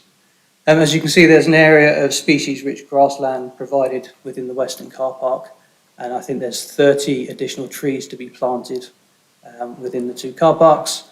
There are 3 trees to be removed as part of the proposal, most of which are category U trees, or at the point of access on the western side here, that red circle indicates a category C tree that's to be removed, but you'll note that a new tree is planted close to its location, so it will continue that tree-lined avenue along Francis Crick Avenue. So, in summary, the proposed car parks provide 346 spaces, 337 of which are to be displaced from the existing car parks A, B and C. There are 9 additional spaces which arise from the proposed uplift in floor space from the Cambridge Cancer Research Hospital. The development itself incorporates landscaping and tree planting, as I've touched on. It does deliver a net gain in biodiversity. We have an additional 0.51 habitat units being provided, which is 42% BNG. As I mentioned, we're having a net gain of 39 EV spaces to what's currently provided, and an uplift in blue badge spaces, 9 of which will be EV equipped. The proposed temporary car parks represents an essential facility to support the continued operation of the campus existing hospital and the delivery of the proposed Cambridge Cancer Research Hospital. There's 2 conditions that I'd like to draw specific attention to. Condition 1, as amended on the amendment sheet, secures a maximum temporary permission of 10 years. It is the intention that these car parking spaces would no longer be required within the campus at that 10-year period as strategic transport infrastructure projects come forward. Condition 1 also secures how that land will be restored to a serviced plot, which can then be developed as part of the master plan. And condition 6, importantly, prevents the use of the proposed car parks in conjunction with the existing car parks. So it would be necessary for the campus to close car parks A, B and C before they can use these. So hopefully that gives members assurance that we're not seeing a significant net gain of car parking spaces. So the recommendation as set out in paragraph 23.1 of the report is to approve full planning permission 23/01779/FUL, subject to the conditions and informatives set out in the report and obviously on the amendment sheet, and with delegated authority to officers to carry through any minor amendments to those conditions. Thank you, Chair. Thank you. So would the public speakers now like to make their presentation? You have 3 minutes. Thank you. Thank you very much, Chair. And as for the previous agenda item, I'm Karen Charlton from Cambridge University Hospitals and accompanied by my colleague Michael Hendry from Navigate Planning. Firstly, I'd like to thank the officer for the constructive pre-application discussions and also for the well-reasoned report, and of course we welcome the recommendation of approval. The car parking is essential to accommodate the displaced car parking that will result from the development of the Cambridge Cancer Research Hospital, which, if approved, will transform cancer treatment in the region with a proactive model based on early detection and precision diagnosis. The new hospital is a major collaboration between Cambridge University Hospitals and the University of Cambridge. So these car parks are needed in advance of that, of the cancer hospital, to accommodate the car parking being displaced. So really from day one, to enable us to undertake ground investigation, including archaeological investigations. And that work is due to commence early in 2024, should we secure planning permission for the hospital. The draft conditions, as the officer had outlined, ensure that the car parking could not be brought into use until the existing car parks are closed, to ensure that there's no net increase over and above the modest 9 spaces that's required for the new Cancer Research Hospital. As the majority of the spaces and therefore the traffic movements already exist, the proposed net increase of the 9 spaces will not have a significant effect on the public highway or on the internal road network of the hospital, and that's a position that's accepted by the local highway authority. The application is for 10 years, 10-year permission, and we note and accept that the amendment to the proposed timing in relation to strategic transport infrastructure. And as the officer highlighted, the biodiversity net gain delivered through this proposal totals 42%, which is more than double that required in the emerging local plan policy. The application site is identified in the CUH master planning work as a site for the new acute hospital, and as such the car parks will be removed to facilitate the permanent development subject to funding, detailed master planning of the plots, and of course planning permission. And at that time, should planning applications come forward, there's a recognition that future applications should provide a biodiversity net gain of 20% over and above this new baseline. So in summary, we welcome the recommendation and trust that the information assists in the debate. Thank you, Chair. Now, any questions, please? I'll just take them in order as I see them. Councillor Hawkins, Pora.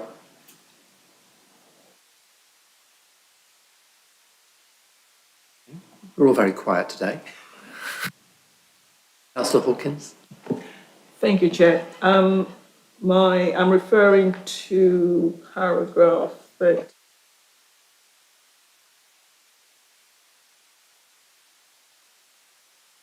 Is that the parking may only be needed for a temporary period of 7 years, but then 6, a backstop of 10 years.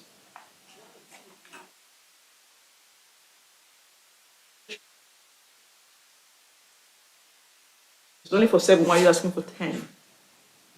Or why is the applicant asking for 10? Thank you, through you, Chair.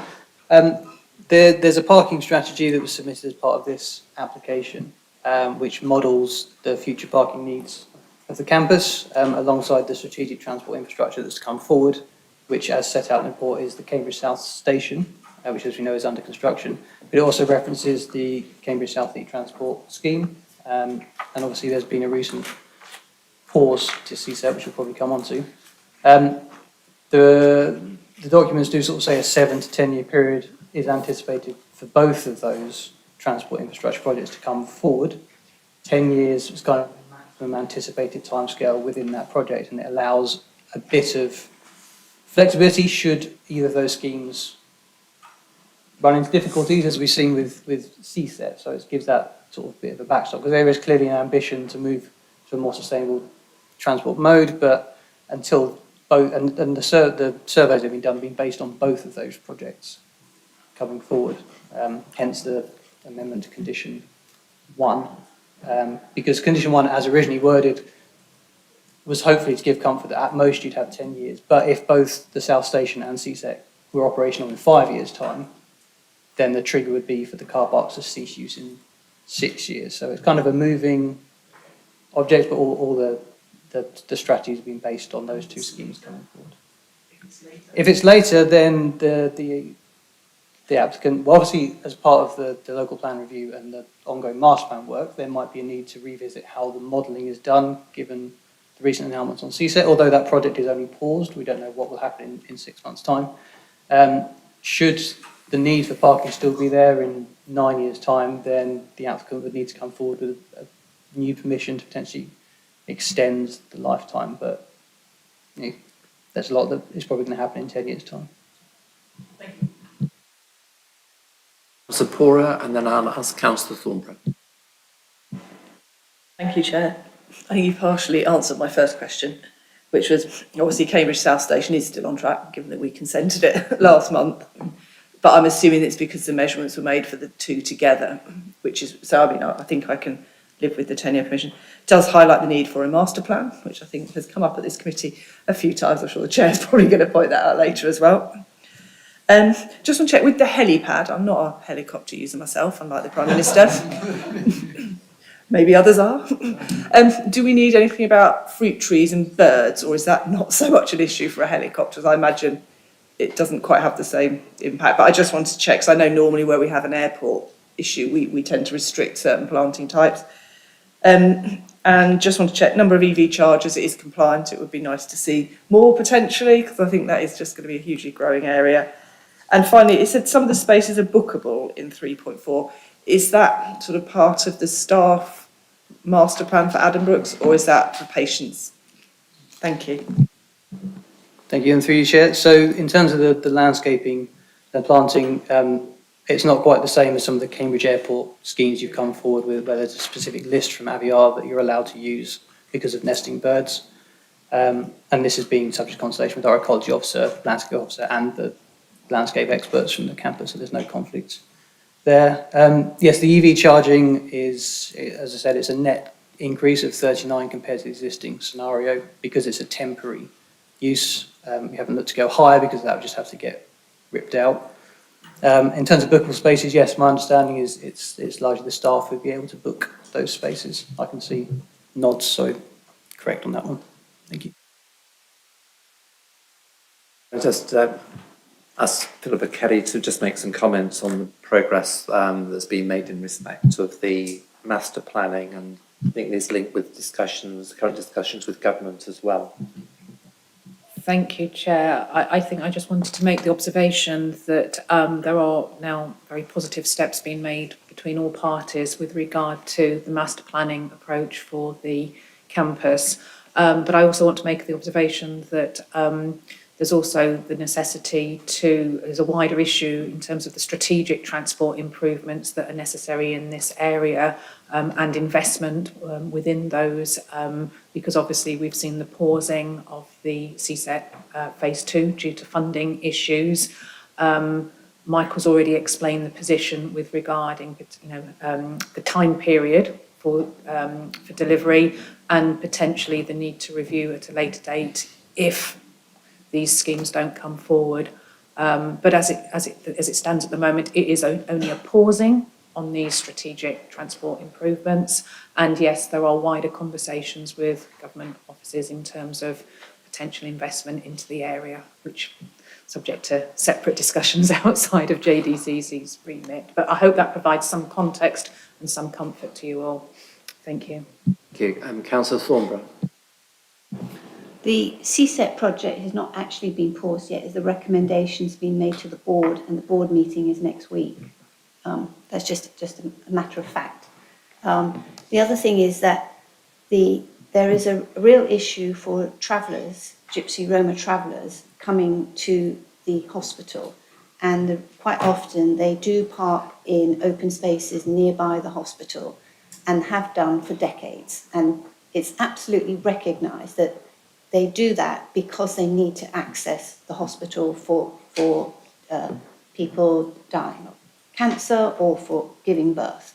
And my understanding is that the hospital recognises that these patients come and that there is an equality issue, that there is no provision in their current car parking for these temporary mobile homes or these Gypsy Roma travellers, and that they recognise that and they've made a commitment to deal with that. And my understanding is that they will be dealing that with the further phases of development. But this would have been an opportunity to actually recognise that problem, the ongoing problem, and actually have dealt with it in this new parking facility. So it's disappointing that that hasn't been done, and it's just providing the parking that was in the previous location to this new location.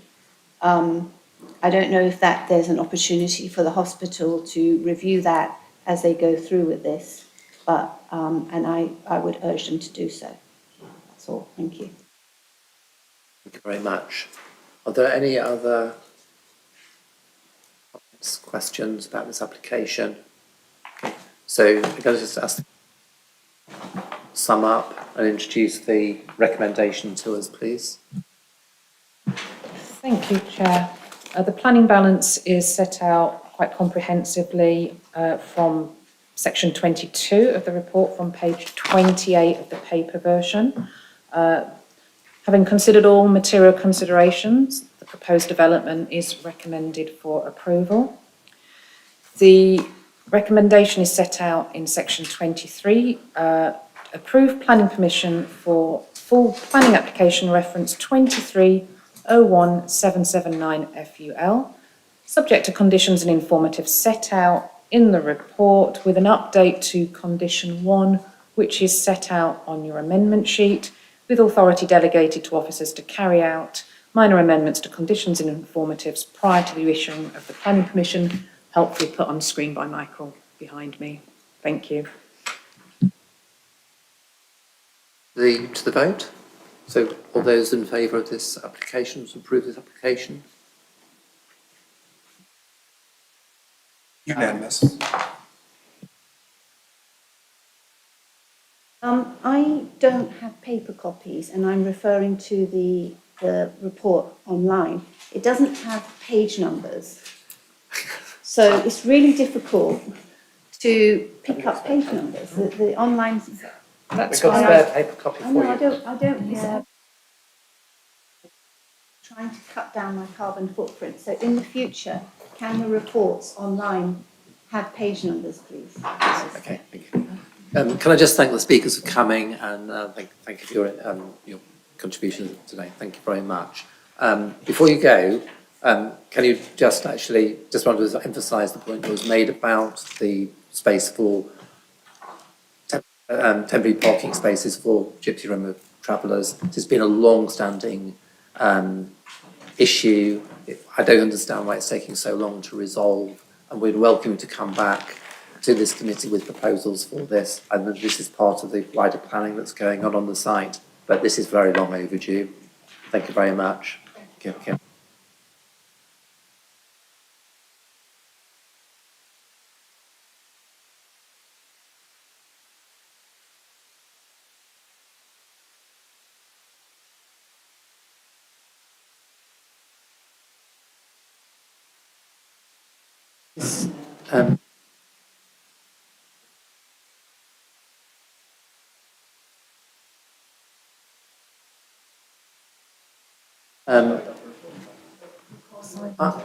I have to declare an interest.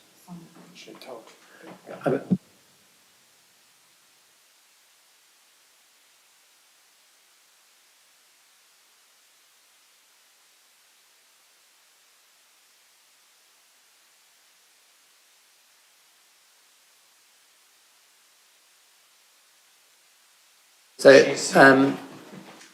I hadn't noticed that these two next applications involve the housing company Hill, and I am a director of the Cambridge Investment Partnership, which is a partnership between Hill and the City Council. So I'm going to sit out of these these applications. So if Martin's vice chair can take over as the chair unexpectedly. Thank you very much. Thank you.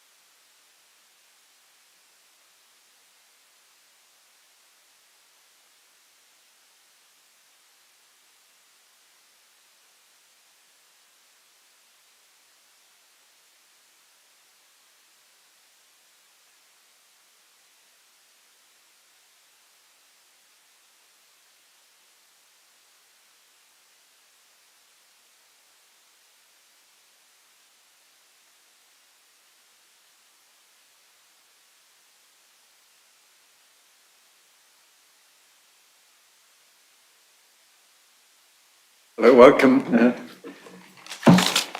Unexpected pleasure to be here.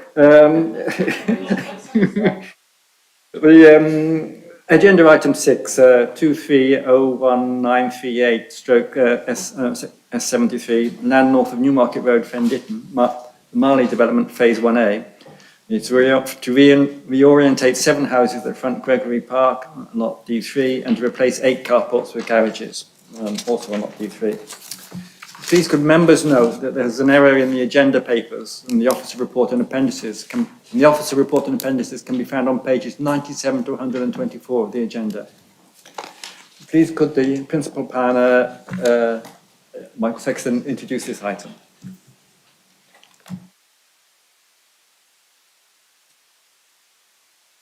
Oh, that's true, we do. Sorry, can I... I think it has to be city now. I think it has to be city. So we have a limited number of members. Yeah, come on, Councillor Smart. Councillor Smart, okay. Are you happy to be Vice Chair? Can somebody propose formally? Propose. I think it has to be city. Do you agree? A seconder? Yeah, thank you. Does it need to be Do you city? accept it? Thank you very much. Okay. Now, please could the Principal Planner, Michael Sexton, introduce this item. Chair. So, this is another Section 73 application, but at land north of Newmarket Road, Fen Ditton, better known as Marley. I'm not going to read the whole description because this particular phase has been subject to several other Section 73 applications. But essentially what's before members is the last section, that this Section 73 application is seeking to reorientate 7 houses that front Gregory Park and to replace 8 carports with garages within Marley Phase 1A. Just a brief verbal update that our Democratic Services team received an email from Teversham Parish Council who have commented formally on the application.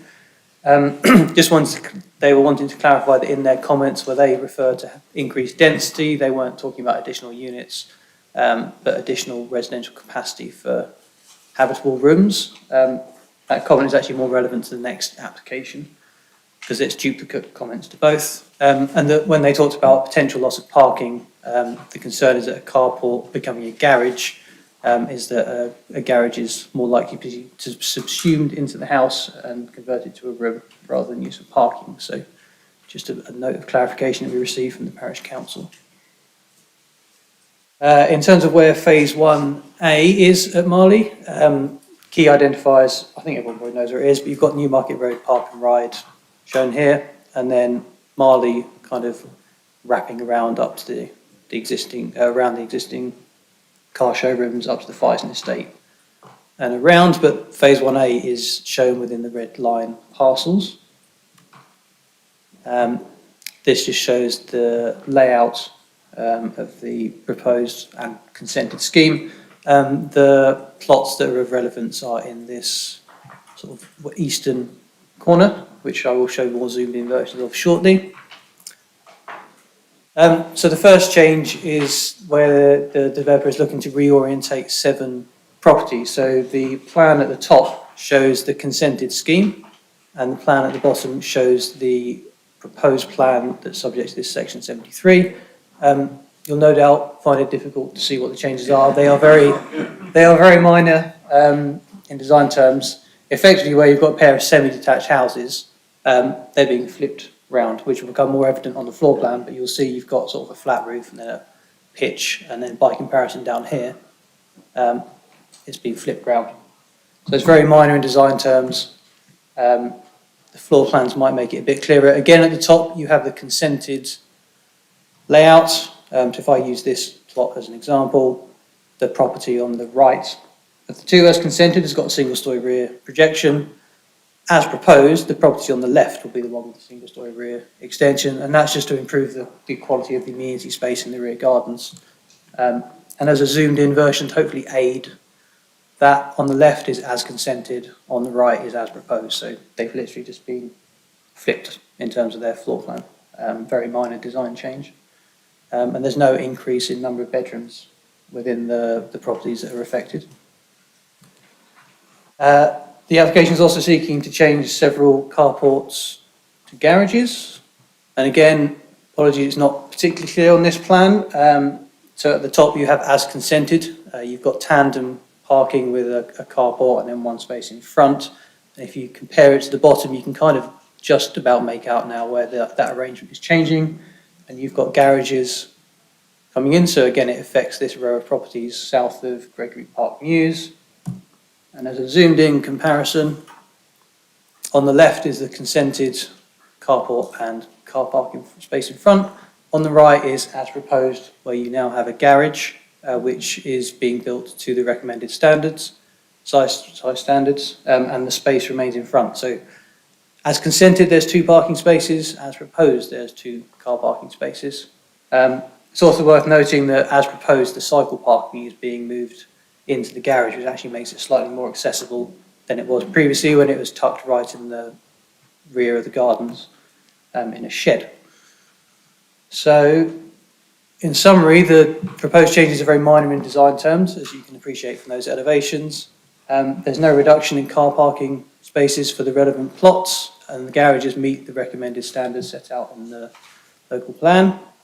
Concerns raised from Fenditton Parish Council about potential loss of parking. Similarly from Teversham Parish Council, they also touch on increased housing density, but there's no change in number of dwellings or number of bedrooms. Councillor Hoffman also raises concerns about conversion of carports to garages and associated parking issues. But the proposal accords with relevant planning policy and the site-wide design code. There's no loss of parking design, borderline non-material amendment. So the recommendation of officers is to approve the Section 73 application, subject to the conditions in the report, as set out in paragraph 18.1, and again, delegate authority to officers to carry through any minor amendments. So hopefully that's made the changes as clear as possible on those drawings. Thank you, Chair.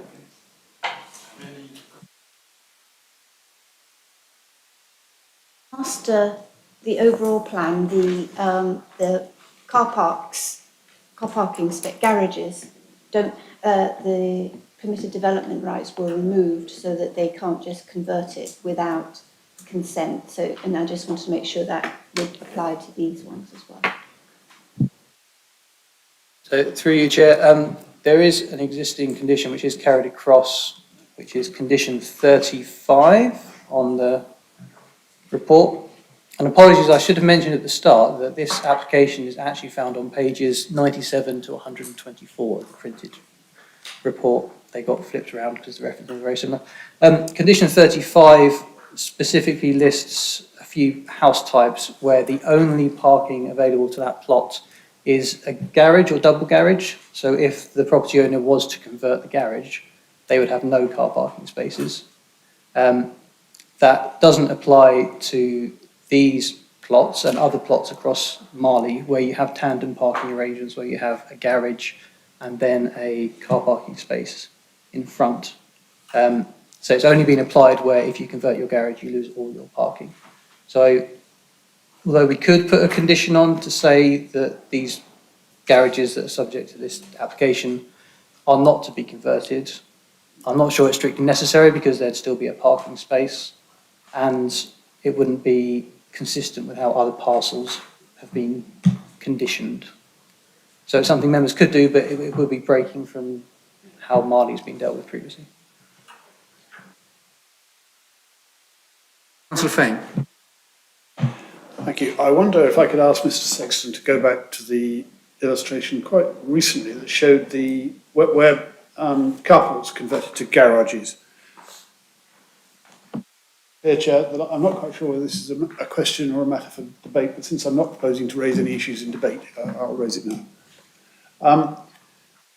The effect, if we look at the, as proposed on the right, slight reduction in the size of the garden, which is of course pretty small anyway, but that's partly because the bicycles are to be, bicycle storage is to be incorporated in the garages. I am all in favour of accessible bicycle storage. I think it's a very important issue in new houses if we're to encourage people to make greater use of bicycles. My one concern is that when you have quite small garages, and I appreciate there is a car put on there for illustration, may not be exactly to scale. I don't know whether it's a Ford Fiesta or a Jaguar, but sometimes it's quite difficult to get bicycles out past the cars in the garage. Whether that would be different in a carport, I'm not sure. I just wondered any comment on that. Chair, only insofar as to say that the garages accord with the recommended space standards set out in the local plan, which would allow cycle storage at the end of the garage as shown, and sufficient space to move a bicycle past a parked car. Councillor Pura. Thank you, Chair. Yeah, I'm in two minds about whether we should restrict PD or not, because as you said, it's also restrict conversion. My only concern would be if the garage does get converted, the cycle parking disappears. So is there any way, because obviously you wouldn't then be able to fit that at the front, and it would, as Councillor Fane says, impinge on the garden even more. Is there any way of us making sure that the cycle parking is retained somewhere? Or would it be better actually just to restrict it, to have planning permission to convert? That's my only concern, because I think, otherwise they could just disappear when it was converted into a room. I'm worried we're getting into the debate, so maybe this could be raised later.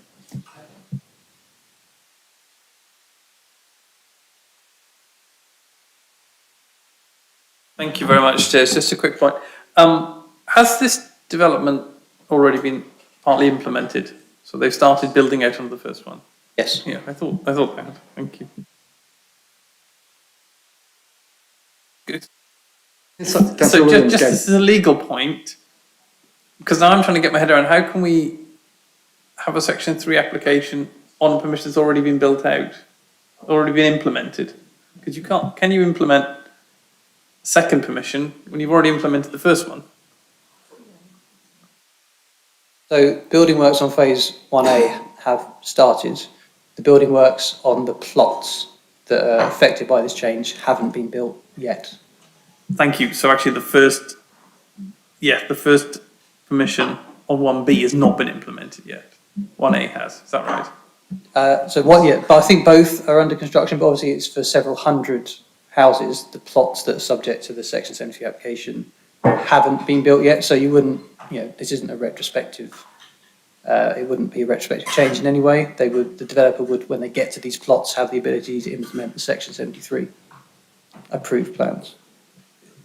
Oh, okay, I'm sorry to come back, but I'm just trying to get my head around this now. So this Section 73 application, when it says it's varying the approved plans, is it just varying plans for these specific properties affected, or is it varying the plans for the whole application? So really what I'm trying to get my head around is this really a drop-in application, just affecting a little bit of the 1B permission, or actually would the effect of the 73 application be to create an entirely new, albeit mostly the same, planning permission for the whole of the 1B site, rather than just a drop-in for a little part of it?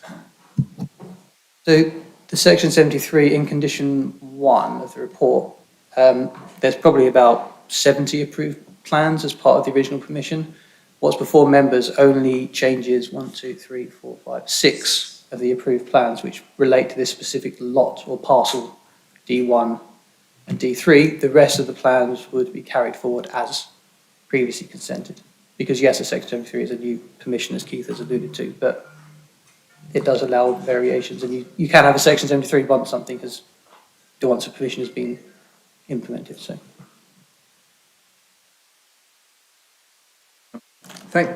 Councillor Thornborough.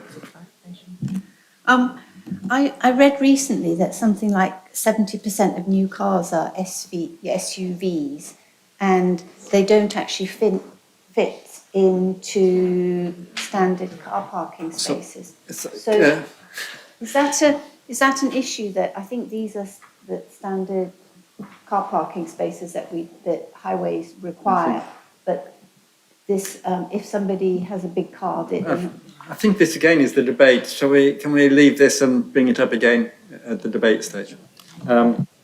I think now we're coming to the public speaker. Can I call on Mr. Henry James of Hill Marshall, who is attending here in person?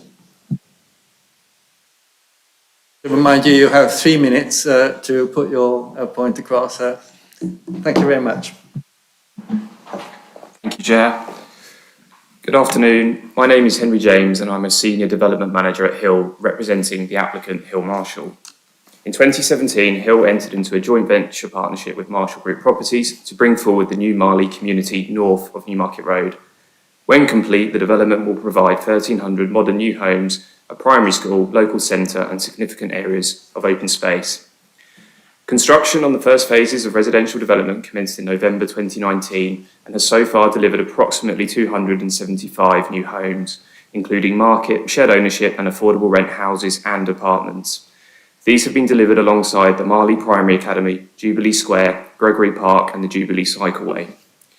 Demand for homes within the Marley development has remained strong and construction continues at pace. To meet this demand and reflect market preferences based on previous sales and residents' feedback, the application before you proposes minor changes to 15 of the new homes as described in your officer's report. These changes can be summarised as follows. Firstly, the reorientation of 7 plots which will provide future occupants with improved plot orientation for their internal accommodation and in external areas, without creating any negative impacts to the street scene. The second change proposed relates to the changes of carports to garages to 8 plots. This provides greater security for cycles and cars without the loss of any on-plot provision. Furthermore, these changes improve the cycle accessibility in comparison to the currently consented proposals, which position the cycle stalls in the rear of the garden. The garages have been designed in accordance with policy TI3 of the local plan, ensuring that they are required to the standards and fit for purpose. All the changes have been sensitively made to retain the overall quality of the development and avoid any harm to any existing or future residents. No car parking spaces are being lost through the changes, and so there will be no adverse impacts to the on-street car parking demand. The applications fully accord with the aspirations of the original permissions, design code, along with local and national planning policy, and are simply being made to enhance the housing offer at Marley. We hope you are now able to support your office's recommendation to approve this application. Thank you. Thank you. Are there any questions of the developer? Councillor Hawkins. Thank you, Chair. I think I just heard the public speaker mention that this applies to 7 houses. I thought we were looking at 6. Can you have some clarification, please?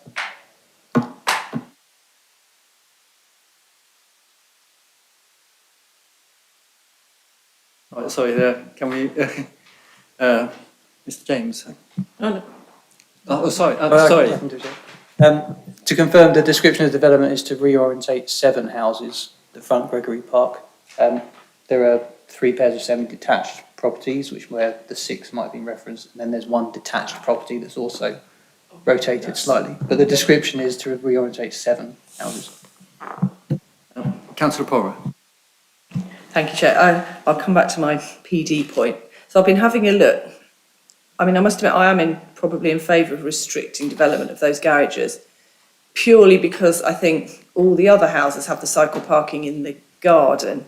So these would be exceptional, so they would be a sort of a different design. And that way, at least we could ensure that were the garage to be converted, the cycle parking could be suitably relocated rather than lost. Because I think I've understood correctly, I'm sure the officer will tell me if I'm wrong, but all the other houses, as it said in the report, have the cycle parking in the garden. This would remove that and put it in the garage. So I personally am minded to suggest some kind of restriction just to ensure that that cycle, unless it can be managed with another condition. This is more a matter of debate, I think. I apologise, I thought we were on the debate. But have you any questions for the speaker? Oh, no, I wasn't aware we were allowed to ask the speaker, where we don't. Sorry, don't. So I suppose my question is, does the officer support removal of the permitted development rights for those garages? Or is there a way via condition that we can ensure that if the garage was converted, the cycle parking was retained in a different space? Just to confirm then, we're into the debate. Okay. Have we any other questions or points on the debate? Councillor Thornberry.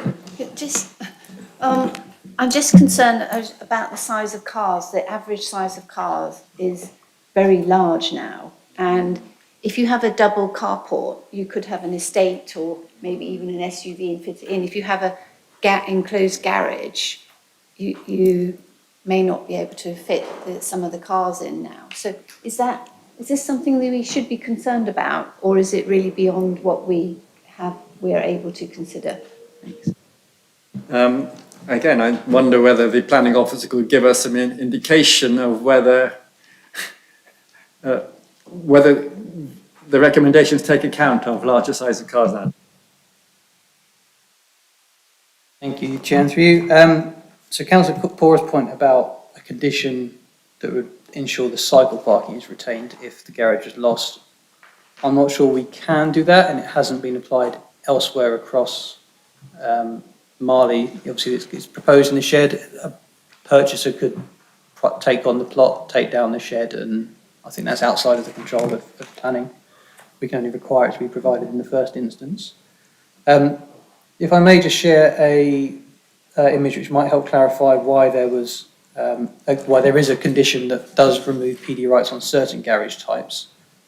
This is an approved plan within phase 1A, and I can't use a pointer, I'm afraid, but on Morley Avenue, you'll note that the parking provision is solely in garages.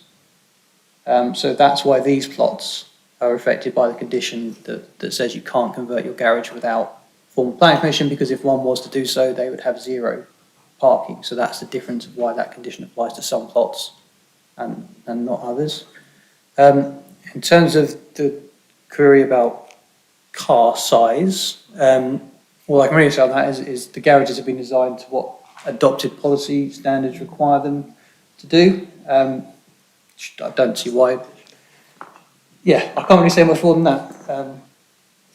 And SUVs in Cambridge, is it necessary? But it's policy compliant in terms of garage size, so you can get a car in, you can still store your bikes and move them around. So I can't add much more to that point. Sorry, Councillor Smart. Thanks, Chair. So about 3 points, mostly sort of comment really. If the case officer wants to say anything, that'd be useful. So I've seen schemes before where there's a sort of general aesthetic over the scheme, general layout, especially that one off Hills Road, that one that won the prizes, where people want to change stuff, and there are people that live in those houses, that's their home. And I argued at that time that people should be allowed to live in their homes as they see fit, and if they want to change something, they should be allowed to change it. There shouldn't be some sort of master plan delivered by an architect or some sort of higher being that says how we live our lives. So and I know garages aren't quite the same thing, but they're similar in a way, and I'm not quite clear what permitted development rights that we would want to remove. What one might do with the garage is, lots of things could happen in the garage aside from just a room to live in. So I'm not so clear about that. Councillor Poor hasn't been quite specific about what she'd want to restrict on those garages, but from what she said so far, I wouldn't be keen to support that. And I think the cycle parking thing is a side issue. We're trying to make the best of a bad situation here. So the bikes were in a shed at the back, and then they're being put in the garage. This is not best either. They should really be at the front of the house, completely accessible. So you come home, take your shopping off and take it in the house, but that's not happening here. So secondly, Councillor Poor is the executive councillor for this area, and if she wants to bring forward policy with regard to size of cars, that would be great, but we have what we have in terms of policy, so we can really only work with what we've got, as the case officer says. And so I think my thoughts are that we shouldn't restrict permitted development rights on these garages, that residents should use their accommodation as they see fit. And just to add, in the future, hopefully, people will use cars less. If you don't need a car, you don't need a garage.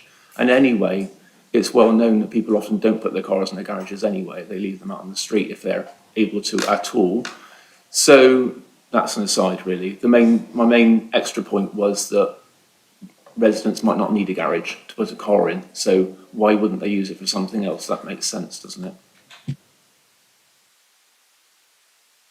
I would also comment personally about the cycle stores is that if you looked at the plans that we saw, there was in fact an adjoining access track, and the rear garden could actually have a gate put in it. I don't think that would require planning permission.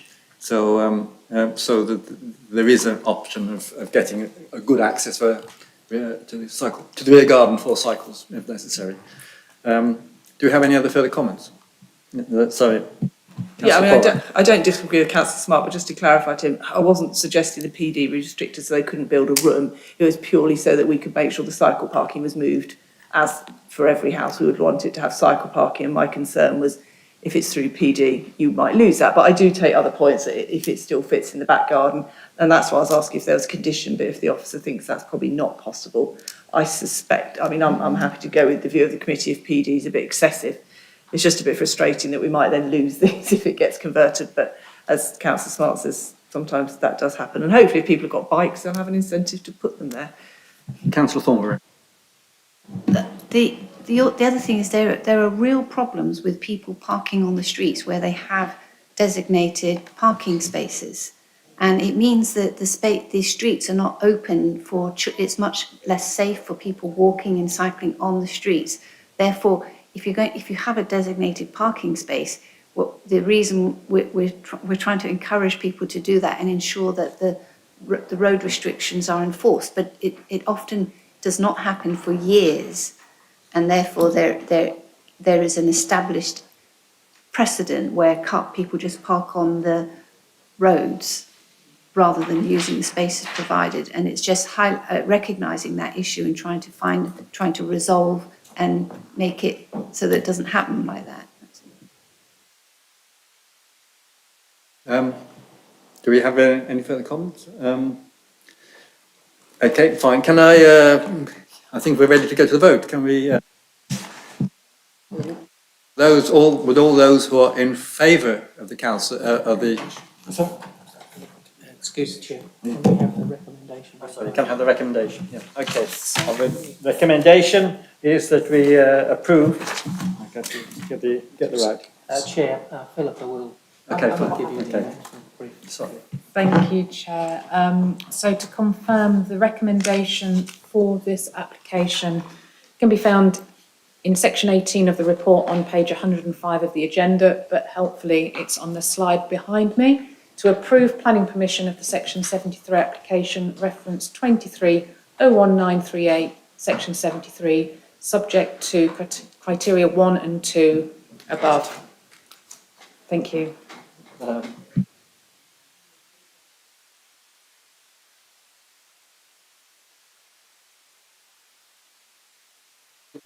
That's unanimous, Chair.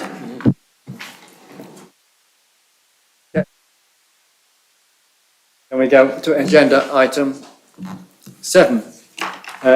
23/01939/S73, land north of Newmarket Road, Fenditton, Marley, Phase 1B.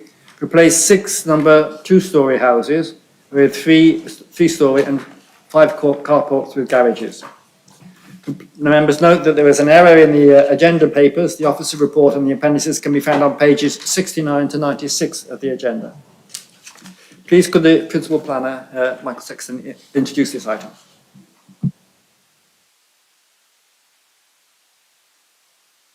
Thank you, Chair. So this is a Section 73 application, again, at Marley, as it's better known, and my pointer on. The key part of the lengthy description is that the Section 73 seeks to replace 6 2-storey houses within Phase 1B with 3-storey houses, and to replace 5 carports with garages. And as Chair's mentioned, this item is found on pages 69 to 96 of the printed agenda. Just a quick verbal update. In condition 1 in the papers, in the table of replacement drawings, there should be, it should say 112 revision B. So that would be, if members were minded to approve, a minor amendment that I would ask we were able to take forward as officers, just to make sure we're approving the correct plan. So again, where we are now north of Newmarket Road. We have the Newmarket Road Park and Ride site, and phase 1B of Marley is indicated in the large red parcel of land. Again, a high level site plan just to give you an idea of the layout. The plots we were just discussing in the previous item are down here just for in terms of orientation. The ones we're looking at now sit in these lots. And again, I'll do a side-by-side comparison. So at the top, this is the front elevations of lot C2 as consented, and at the bottom is as proposed as part of the section 73.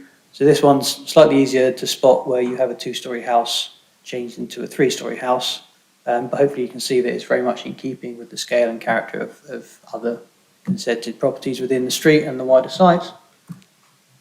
Similarly, for lot C3, same changes. You can see where the other 3 2-storey houses are changing to 3-storey houses. So in design terms, perfectly acceptable in policy terms and in line with the site-wide design code.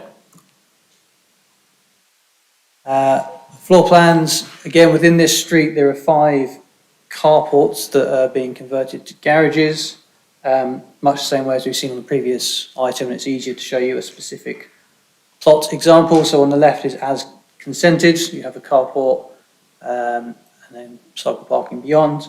The proposal is to change those carports to garages, which would bring, again, the cycle parking within the garage. The garage is according with policy standards, and you still have 2 parking spaces as you did originally.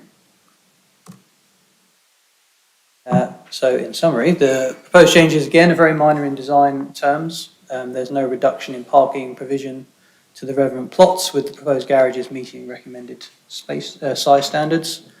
Concerns raised in this application, again, Fendison Parish Council concerned about the loss of parking provision from the conversion of carports to garages. Teversham Parish Council concerned about the increased housing density and a reduction in car parking spaces. As set out in the report, there's no change in housing density in terms of number of units, where we are seeing 6 3-storey houses in place of 2-storey houses. There is 1 additional bedroom per unit. That doesn't affect the level of parking that should be provided. There is sufficient space to provide the required cycle parking spaces of 1 per bed. So we don't really consider that there's a housing density increase as such. And as set out in the report, it doesn't affect the overall housing mix that Marley is seeking to achieve in any significant way. So the conclusion is that the proposed changes will accord with relevant adopted planning policy and the site-wide design code. And the recommendation as set out in paragraph 20.1 of the report is to approve the section 73 application reference 23-01939/S73 subject to conditions and informative as set out in the report, and authority for officers to carry forward minor changes.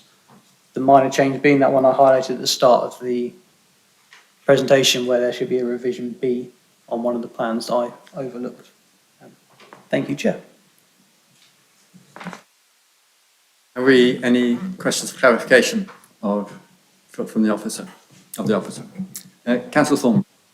The garden, does this affect the amount of garden space for with the extra bedroom, or is the garden space adequate? Chair, through you. Yes, the garden space would still accord with the design code and the council's district design guide in terms of minimum standards, and there's also a wealth of other open space in and around the area, so there's no conflict there. Any further? Councillor Hall. Thank you, Chair. Through you. Maybe I missed it, but why is this change coming through, changing from 3-bed to 4-bed? Because it reduces the number of 3 beds. So that is, as Mr. James may well mention, derived from market demand that Hill are experiencing on the site. There is a demand for the extra 3, I've lost track now, 3-bed, 4-bed house that's coming forward. So that's a Hill response to market demand.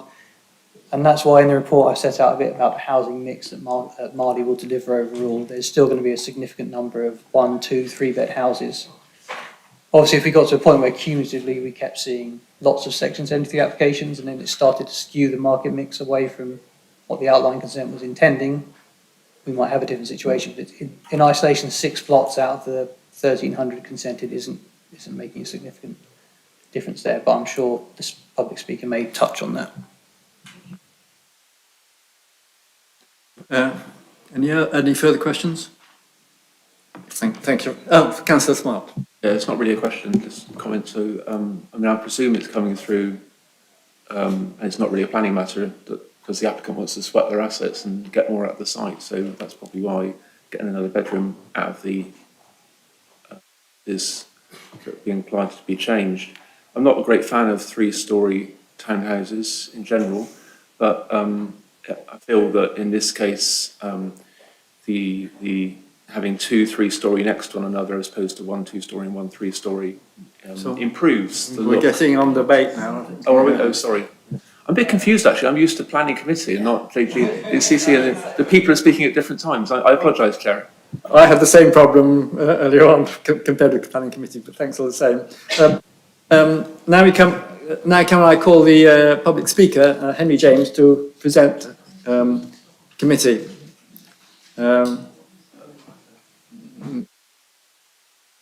Mr. James, you already know about the 3-minute limit. Thank you very much. Afternoon. Again, my name is Henry James and I'm a Senior Development Manager at Hill representing the applicant Hill Marshall. As per my previous speech, these proposals relate to the Marley development, where demand for homes has remained strong and construction continues at pace. To meet this demand and reflect market preferences, the application before you proposes minor changes to 11 new homes as described in the officer's report. The changes for this application can be summarised as follows. Firstly, changes to a house typology with 6 homes changing from a 3-bedroom to a 4-bedroom house to respond to market demand. This change is achieved through an addition of a storey height and matches the scale and character of adjacent properties to complement the street scene. The second change proposed relates to the change of carports to garages to 5 homes. This provides greater security for cycles and cars without the loss of any on-plot provision. Furthermore, these changes improve the cycle accessibility in comparison to the currently consented proposals, which position the cycle stores in the rear garden. The garages have been designed in accordance with policy TI3 of the local plan, ensuring they are to the required standards and fit for purpose.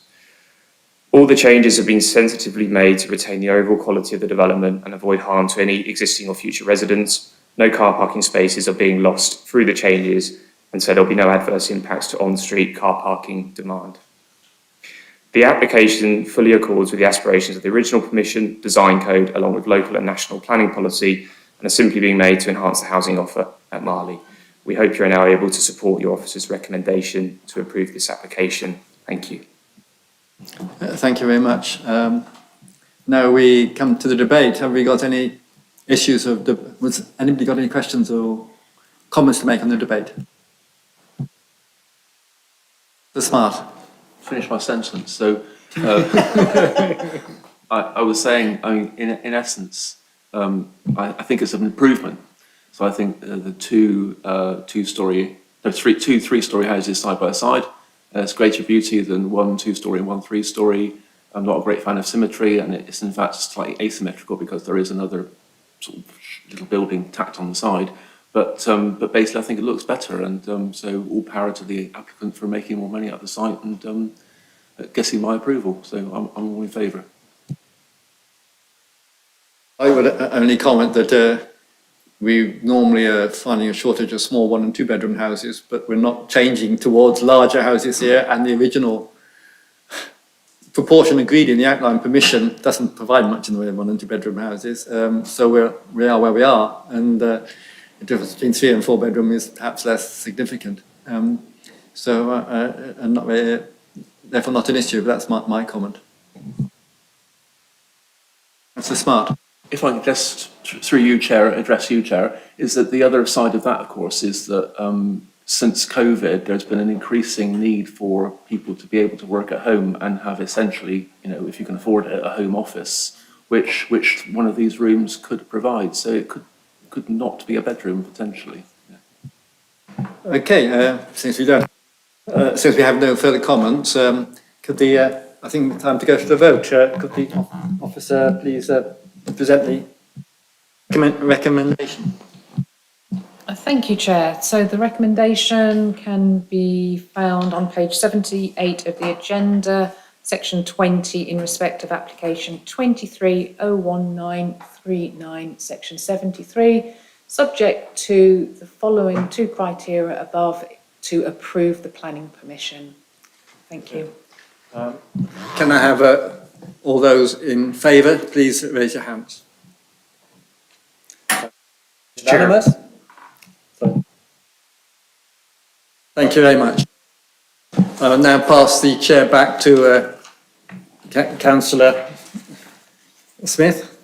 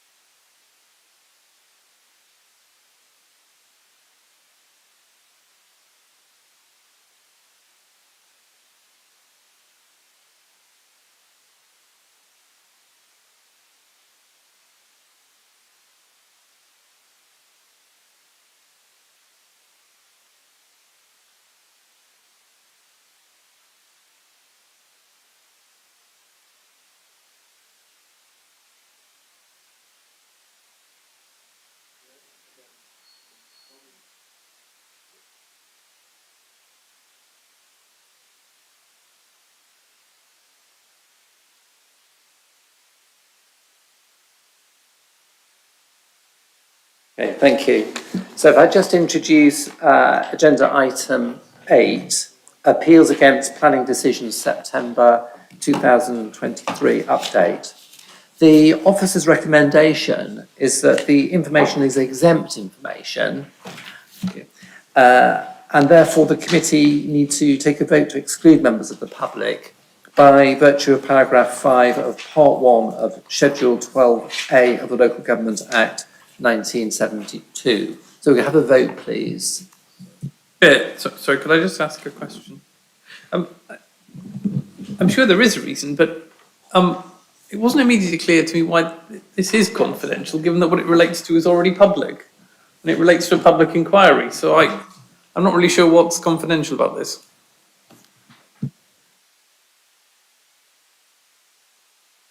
Sorry, Chair. Confidential matters tend to be discussed not in public.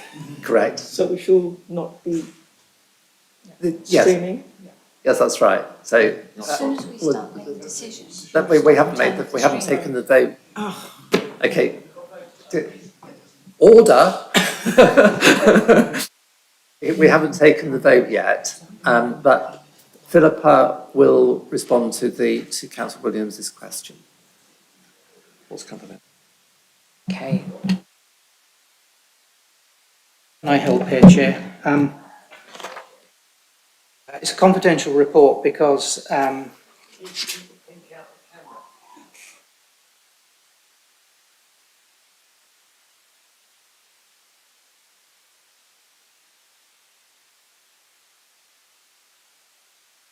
Chair, I'm responding through you to Councillor Williams' point about confidentiality and why it's confidential. Yes, one of the items is for an appeal that has been determined. The other has not been determined. I beg your pardon, I'm being corrected in my left ear. Both are awaiting determination. Looking at it, yeah, they're both awaiting determination, so that is the reason for going in camera. So.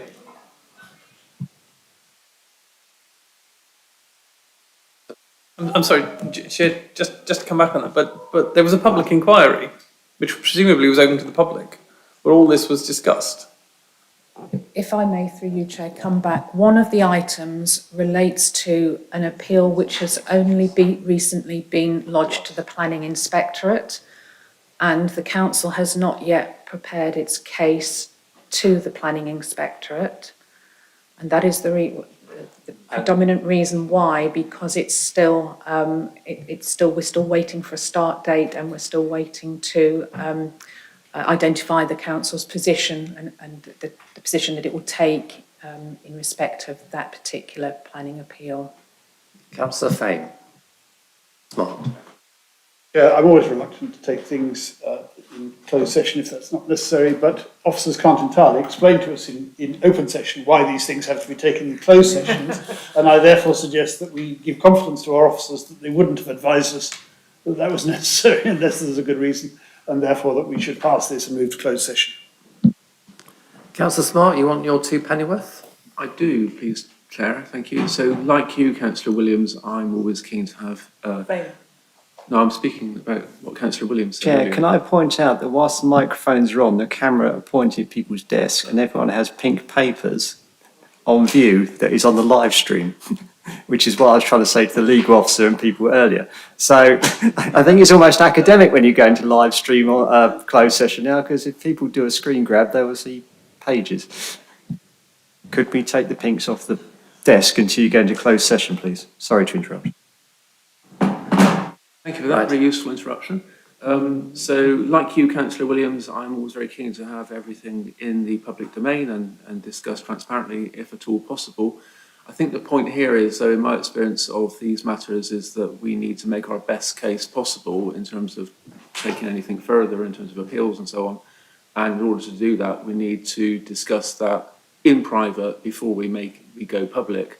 Now, I think, when it comes to the other side, the applicant or the people that are appealing, they're not going to discuss their case in front of us. They're not going to sit down around the table and do it in public so we can all see what they're thinking about. And that's the nature of the beast, isn't it? The 2 sides make their best case and then they go and fight it out. And that's why I think this should be discussed in private. So. Thank you. I'm going to take the matter to the vote. So all those that want to go into closed session, could we please vote now?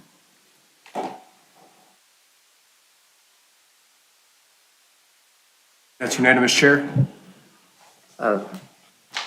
Thank you.